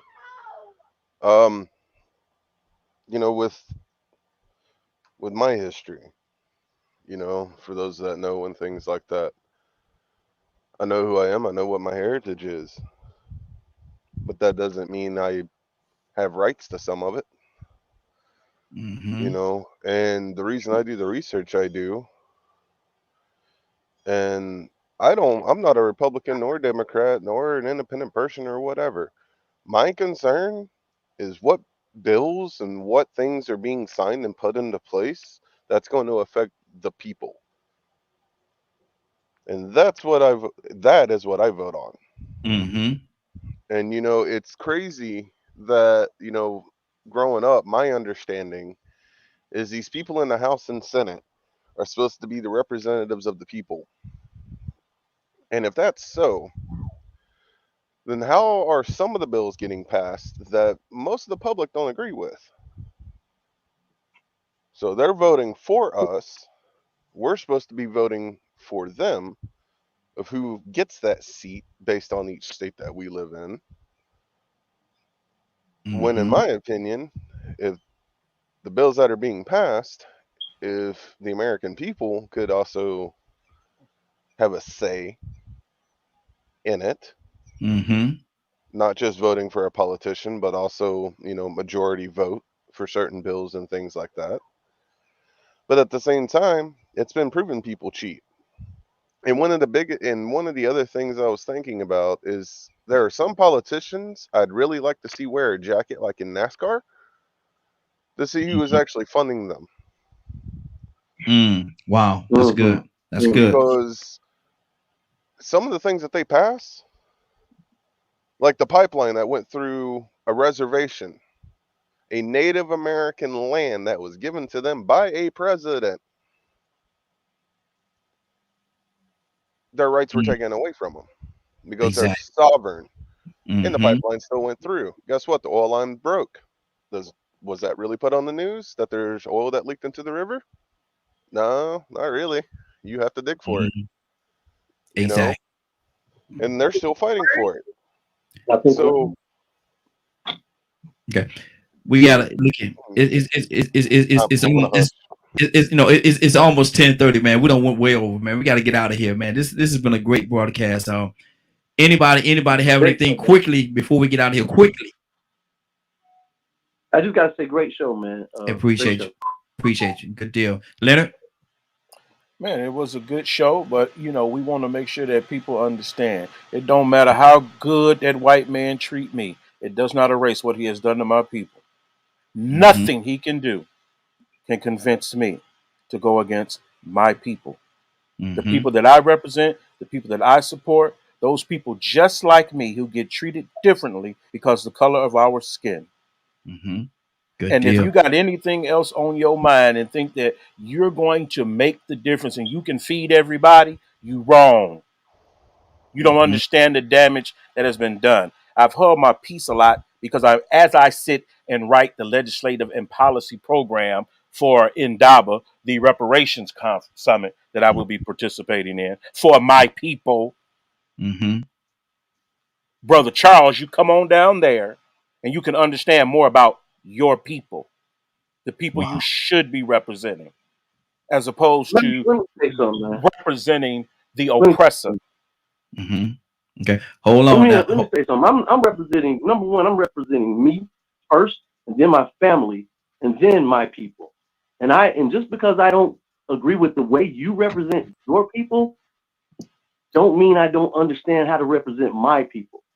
See, you can dribble a basketball down and shoot 2 points, or you can dribble a basketball down and dunk it, as long as you score. So in all honesty, I'm not going to say you can't tell me, because you can learn anything. Even a broken clock is right twice a day. You understand? So don't ever think that I don't understand Black people, because I promise you, I probably do help on a daily basis a lot of Black people more than the average person keep jobs and get other jobs. So please don't go there with me just because I vote Republican, because I think people who vote Democrat hurt Black people myself. But I do understand there are other ways to help Black people other than just my way. You get what I'm saying? Good deal. Good deal. Now, I'm going to say this right here. Then I'm going to go. Before I do that, Rico, what's going on at 3 o'clock today, sir? Ooh, this is a doozy. If you missed today's program and would like to see it in its entirety, you can tune in at 3 p.m. Eastern Standard Time on www.bkmmediagroup.com. Good deal. And I'm gonna say this right here, and this is for everybody. And it's not. I want to make preface it by saying it's not geared toward one individual, two individuals, everybody. Somewhere I read where it says, if my people would turn from their wicked ways, humble themselves. Amen.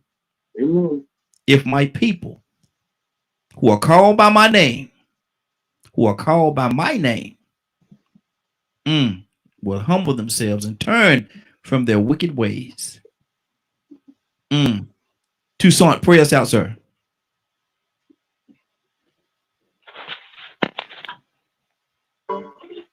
Okay, God, Father, we come now. And you said, come, let us reason together. And in spite of our differences, in spite of our uniqueness, bring us together in unity and strength. Yes, Lord. So we want to see you clearly in our actions. So bless us. Thank you for what has been done, what you're doing now, and for the things that you're going to do. Bless us as we go through this day. In Jesus' name, amen.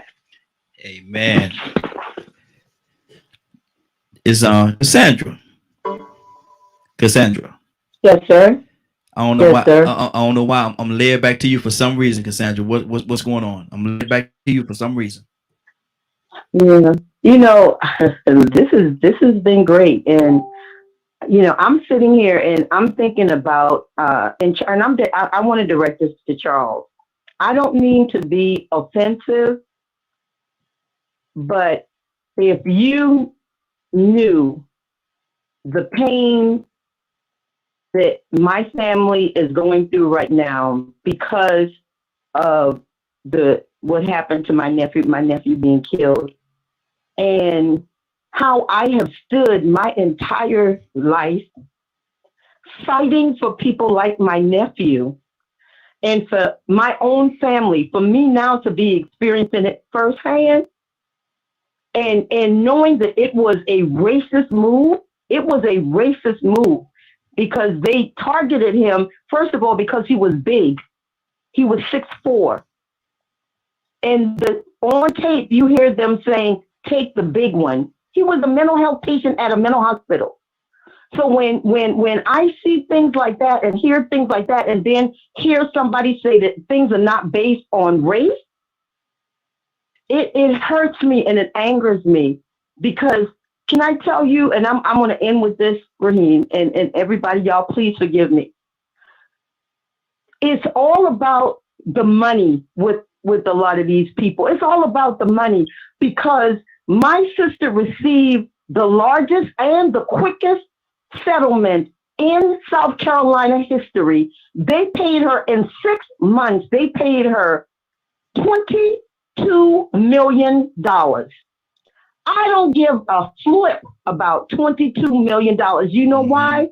Because legislation needs to be changed that a man or woman is not targeted because of the color of their skin and end up dead because of the color of their skin and being mentally ill. Mental illness and Black is not a reason to die in the United States of America. Absolutely. And I'm done. Absolutely.